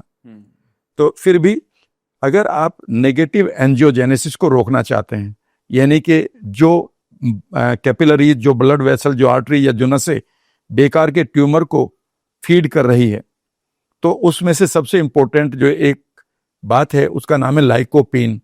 लाइकोपीन मिलता है हमें टमाटर से, तो हमें टमाटर खाने चाहिए। अब टमाटर खाने के लिए लोगों के हर एक के कोई विचार आएंगे, सर ये उस चीज के लिए खराब है। हाँ। अगर आपके गट बैक्टीरिया ठीक है ना, तो आपके पास जितने खाने के लिए जितने भी वेजिटेबल फ्रूट्स हैं, कोई आपके लिए खराब नहीं है। खराब तब है कि आपके गट बैक्टीरिया बर्बाद है। तो पहले मैं ये मानता हूं कि फाउंडेशन जो है वो गट बैक्टीरिया है, Correct. वह ठीक हो गई, ठीक है ना। तो लाइकोपीन भी याद रखेगा, जो चेरी टमाटो है, हाँ। चेरी वाला, हाँ, ठीक है ना, हाँ। वह उसमें करीब करीब 24% लाइकोपीन ज्यादा एक्टिव है। अगर आप किसी भी फ्रूट की, किसी भी, जो भी चीज मैं बताऊंगा, किसी भी चीज की अगर आप परसेंटेज को या पावर को, इसकी बायो अवेलेबिलिटी को बढ़ाना चाहते हैं, तो याद रखिए उसके ऊपर आप जैसे काली मिर्च का पाउडर डालते हैं तो उसकी पावर कई गुना हमारी बॉडी कर लेती है। ये ऑलरेडी पैट्री डिशेस में तैयार हो चुका। ओके। जैसे ही आप उसके ऊपर थोड़ा सा इलायची का पाउडर डालते हैं, दानों का, याद रखिएगा वह आपकी इम्यूनिटी को कई गुना बढ़ा देता है। ये रिपोर्ट पूरी तरह से how not to die book में पढ़िएगा। बेसिकली आपको जो टमाटो है वो खाना है। एक चीज और भी है जिसके लिए यहाँ पर गलत आपको बताया गया है इस किताब के अनुसार, ठीक है ना, वह है हमारा सोया। उन्होंने कहा कि सोया में बेसिकली उसका नाम है जेनिस्टीन, सबसे जो इंपॉर्टेंट जो प्रोडक्ट है जिससे इवन उस बच्चे के कैंसर को रिवर्स किया गया है, जिसमें एंटी एंजियोजेनेसिस वाली प्रॉपर्टी थी और उसके लंग्स को ठीक कर दिया गया क्योंकि ब्लड सप्लाई रोक गई, वह जेनिस्टीन है। और जेनिस्टीन मिलता है हमें सिर्फ और सिर्फ सबसे ज्यादा सोयाबीन से। लेकिन यहाँ पर कुछ लोग कहेंगे कि उसमें फाइटो न्यूट्रिएंट जो है वो ओस्ट्रोजेंस बढ़ाता है और वो कई बार ब्रेस्ट कैंसर करता है। उन्होंने ये कहा है कि रिपोर्ट इसकी जस्ट अपोजिट है। ओके। इवन वो ठीक करता है क्योंकि वह तो उसके ब्लड सप्लाई को भी बंद कर देता है। ये इस किताब में लिखा है। चॉइस इज योर्स, ठीक है ना। तीसरी है जो स्टोन फ्रूट्स होते हैं। स्टोन फ्रूट का मतलब होता है कि जो गर्मियों में आते हैं हमारे भारत में, जो रसदार होते हैं और जिनमें गुठली होती है, मैंगो, आड़ू, प्लम, लीची। उसमें भी जो प्लम है, जो कलर्ड है, वह आड़ू से करीब करीब 7 गुना ज्यादा है।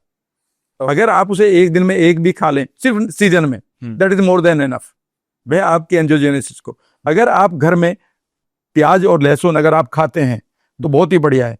और जो मेरा सुपर फूड है वो मैं आपको बताता हूं, वो है टर्मरिक एंड सी सॉल्ट। उसमें 92 मिनरल्स ऐसे हैं जिनकी कमी के कारण हमारी बॉडी ये फील करती है कि मुझे ऑक्सीजन चाहिए, मेरे पास ये मिनरल नहीं है, मुझे ऑक्सीजन चाहिए। और आप तो क्या करते हैं, बस calcium calcium calcium calcium calcium calcium, और या 2-4 और आ गए, मैग्नीशियम मैग्नीशियम। भाई बोरोन का क्या होगा, कॉपर का क्या होगा, सेलेनियम का क्या होगा, और वो भी वो जो मैं पचा सकूं। वह तो आपको एक चीज दे रही है, चुटकी भर नमक, और वो है सी सोल्ट। 92 मिनरल है उसमें। जैसे ही वो मिनरल खत्म होते हैं, उनकी नीड पूरी हो जाती है, आपकी बॉडी फालतू की जेनेसिस मांगेगी नहीं। आपकी बॉडी जेनेसिस क्यों मांग रही है, क्योंकि उसके पास हाइपोक्सिया आ गया है, क्योंकि उसके पास कमी आ रही है, चाहे वो मिनरल की हो, चाहे वो आपके दूसरे न्यूट्रिएंट की हो। तो आप इसको ले, ठीक है ना। सीड्स जितने भी हैं वो खाना शुरू करें। सीजन के फ्रूट खाते रहें। अगर आप अफोर्ड करते हैं तो 20 ग्राम आप एक बार मंगा लें, तो 20 ग्राम ब्लूबेरी जो अभी मिलने लगी है, ठीक है ना। इंडिया में अब हमारे पास पर्पल कैबेज थी, वह हमारे लिए बहुत बढ़िया है, ठीक है ना, उसे अच्छी तरह धोकर खा सकते हैं। अब उसे वहां पर भी कहेंगे उसमें ये नुकसान है, हर चीज में आप ऐसे नुकसान बता दोगे, किस चीज में, किसी भी चीज को तुम अमृत को ज्यादा पी लो तो पेट फट जाएगा। अरे भाई करके तो देखो। सो जितना भी आप घर के खाने हैं ऐसा कोई नहीं है, बस प्रोसेस्ड फूड, शुगर, बिना मतलब का रिफाइंड ऑयल, थोड़ा ग्लूटेन पेट को खराब करता है, इसलिए अगर आप पचा रहे हैं तो ये आपकी वो है, नहीं तो फिर लोग वैध कमेंट भी लिखते हैं, ठीक है ना। लेकिन मैं तो कहूंगा जो बात है वह व्हाइट सॉल्ट नुकसानदायक है, वहां पर वह आपके मिनरल को कम करता है। मिनरल की कमी के कारण आपकी बॉडी में एक नीड बनती है, नीड आपकी बेकार की एंजियोजेनेसिस को गड़बड़ करती है। कुछ स्पेसिफिक एंजियोजेनेसिस के लिए भी जरूरी है क्या? बस यही देखिए, एंजियोजेनेसिस एंड स्टेम सेल इसी का दोनों एक ही है। हाँ। बस इतना सा समझने की कोशिश करिएगा, जितने भी आपकी ग्रीन वेजिटेबल्स हैं, जितने भी हरे पत्तेदार सब्जियां हैं, जितने भी आपके इवन बढ़िया जूसेस बन सकते हैं, जिसमें एक अनार है, यह बहुत अच्छा है, बहुत ही इंपॉर्टेंट है, ठीक है ना। इवन आपका कई लोग इसमें दूसरी भी चीज कहते हैं जो अंगूर से बनी होती हैं, ठीक है ना, लेकिन वो मैं तो अलाउ नहीं करूंगा, न मैं उसके बारे में कुछ कहूंगा कि आप क्या पी रहे हैं क्या नहीं, उसे आप छोड़ सकते हैं। बाकी आपका मेडिटेशन है। Perfect sir, perfect, thank you sir. मुझे लगता है वापस से कुछ अगेन बहुत सी ऐसी बातें जो मेरे लिए भी बहुत नहीं है। और क्या होता है मैं आपको बताता हूँ सर, जब कई बार ऐसी किताबें मैंने कई बार पढ़ी हैं, ये वाली बुक्स मैंने स्पेसिफिकली नहीं पढ़ी है, और जब आपने मुझे बताया था कि हम इस पर डिस्कस करेंगे तो मुझे ये रियलाइज हो कि ये बुक तो मेरे पास है, पता नहीं कब से रखी हुई है, पढ़ी नहीं है। तो I think it's a good reminder to me. लेकिन कई बार मुझे ये भी लगता है कि जब हम किताबें पढ़ते हैं ना, उसमें इतनी साइंटिफिक टर्मिनोलॉजीज होती है, वो हम उसको इंटरप्रेट नहीं कर पाते, उतना अच्छे से समझ नहीं पाते जितना अच्छे से अब आपने इसमें इस पूरी पॉडकास्ट से समझाया। तो वो मुझे लगता है वो बड़ी हेल्प है, तो है ना, लोगों के लिए तो वो ज्यादा बड़ी हेल्प है। और I am sure about it, इसके बाद लोग अगर किताब भी पढ़ेंगे तो उसको थोड़ा सा रिलेट भी कर पाएंगे, समझ भी पाएंगे। एक क्विक रैपिड फायर राउंड करते हैं, ठीक है, और तो इसमें भी आई एम श्योर कुछ चीजें निकल कर आएंगी, मजा आएगा आपको भी, ठीक है सर। एक हेल्थ हैबिट जो आप कभी मिस नहीं करते? वॉकिंग। ओके। रात का आपका फेवरेट बेड टाइम रिचुअल क्या है? पढ़ना, और वो भी इस तरह से कि उसमें से मैं ऐसी चीज पढ़ूं कि जिससे मैं रात भर मेरा सबकॉन्शियस माइंड उस टर्म को, उस टर्मिनोलॉजी को, उस कॉन्सेप्ट को नए तरीके से रिलेट करें। जो भी मैं पढ़ता हूं ये मैं सबको बताना चाहूंगा, आपको भी। जब मैं ये पढ़ता हूं कि इसने ये लिखा है तो मैं इसे कैसे प्रयोग करूंगा, इसके और नए आयाम क्या होंगे, और इसको मैं जब पूरा का खींच लेता हूँ कागजों को ऐसे, फिर पढ़ता रहता हूँ और फिर मैं सो जाता हूँ। फिर मेरा सबकॉन्शियस माइंड अगले दिन के लिए, मेरे दर्शकों के लिए तैयार कर देता है कि इसको भी दो। सुपर। वो तो मैंने आपको देखे सर, आप जो मतलब मैं तो किताब पढ़ता हूँ तो इसी में मार्क करता हूँ, रात को आपको देखा वो नोट्स बनाते, और कितने नोट्स बनाते हैं सर आप, वाओ वाओ, वो बहुत अमेजिंग होता है सर। Super super. मॉर्निंग में सबसे पहला काम आप क्या करते हैं? उठते ही अपनी सेल्फ इमेज को अपने अदरियों में देखता हूं जिसमें मैं ऐसे हूं, और उसको फिर इंटीग्रेट करता हूं। ये मेरा पहला काम है, और मैं सबसे कहूंगा ये कर लो।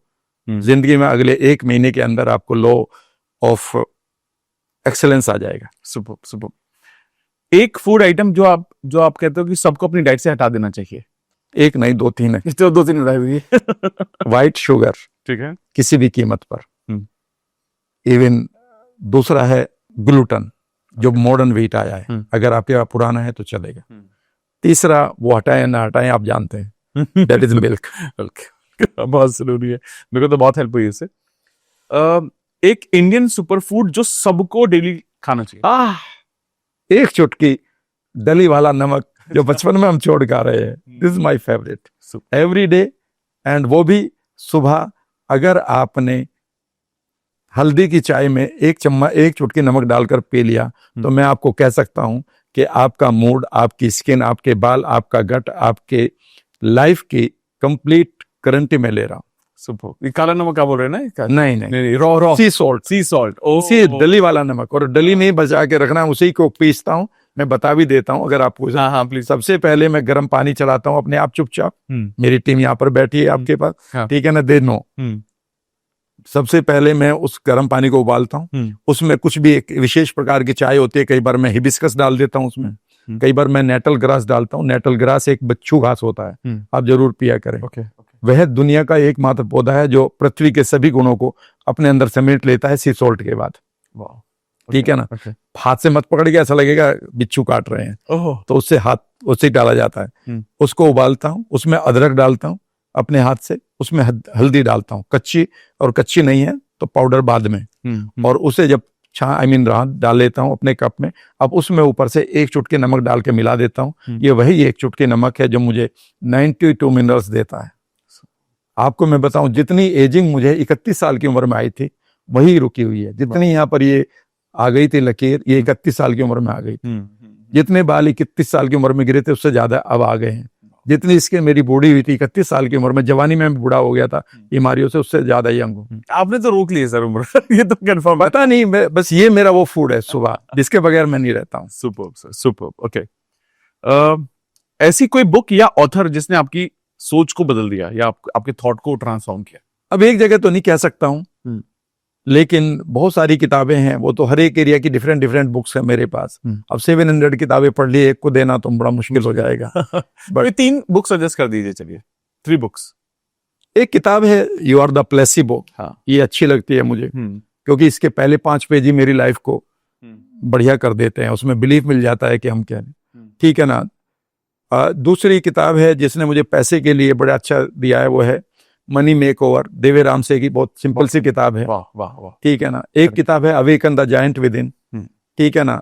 एक किताब मैं कह सकता हूँ जिसने मेरी पूरी लाइफ को बदला है और मुझे आज यहाँ पर पहुंचाया, जो भी मैं पैसा कमा रहा हूँ। और NLP जहाँ से सीखी है मैंने, उसका नाम है अनलिमिटेड पावर। ठीक है ना? और इनसे सबसे ऊपर मैं रखता हूँ कि कुछ एक ऐसे चीजें जो मुझे यूनिकली मिलती हैं, वह है भगवत गीता।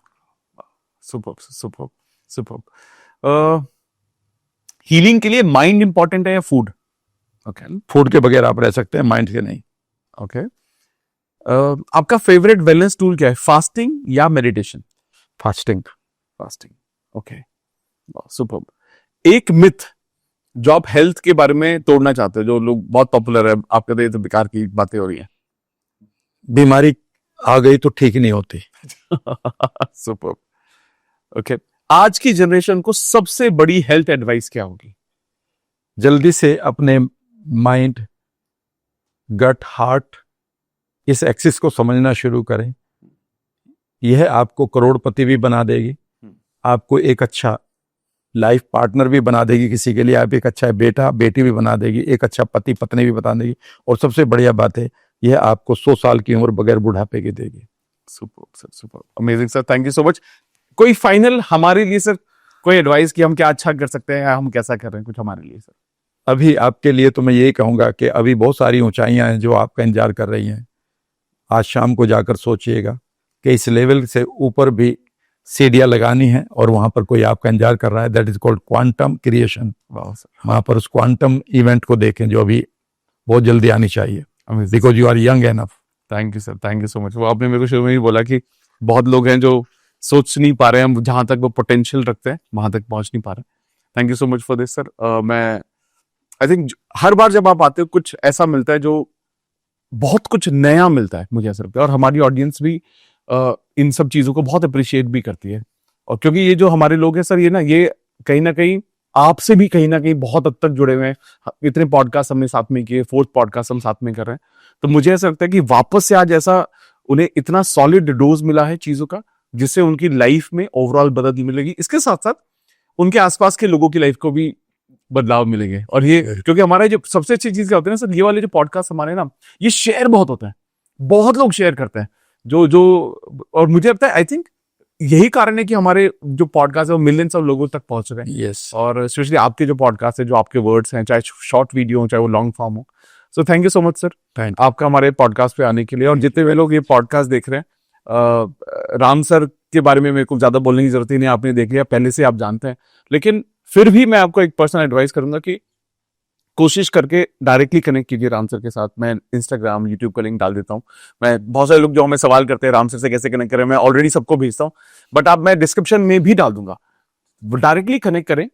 और ना इन सब चीजों को ना ध्यान की, राम सर ने पिछली बार एक बहुत अच्छी बात बोली थी कि भाई खुद का डॉक्टर बनना पड़ेगा। यस ठीक है, अगर आप आज के युग में खुद का डॉक्टर नहीं बन रहे हो, जानकारी नहीं रख रहे हो ना, तो फिर आपको पता ही नहीं, कंट्रोल ही नहीं है आपका जीवन। जैसे आपने बीच में बोला सर कि बीमारी आती तो हम सोचते हैं ये तो डॉक्टर का ही काम है। अरे नहीं यार, पहले खुद जान लो। और धीरे धीरे जब मैंने भी इस चीजों को समझना शुरू किया तो बहुत हेल्प मिली है मुझे। लास्ट टाइम जब मैं आपसे मिला था और आज मैं मिला हूं तो मेरी हेल्थ में भी बहुत बदलाव है, बहुत चेंजेस हुए हैं। And I am sure about it, आपने भी मैजिक देखे होंगे। तो सर के चैनल को सब्सक्राइब कर लेना, इंस्टाग्राम पे फॉलो कर लेना, और कोई सवाल हो तो हमें भी पूछ लेना इस कमेंट बॉक्स में, या सर से आप डायरेक्टली भी कर सकते हो। और सर वापस आपको बहुत बहुत धन्यवाद थैंक यू। इतने विजडम के लिए। And I am looking forward, अगर लोग कमेंट करेंगे कि वापस से बुलाने तो फिर वापस से एक बार और मिलेंगे sir. Thank you so much sir, thank you.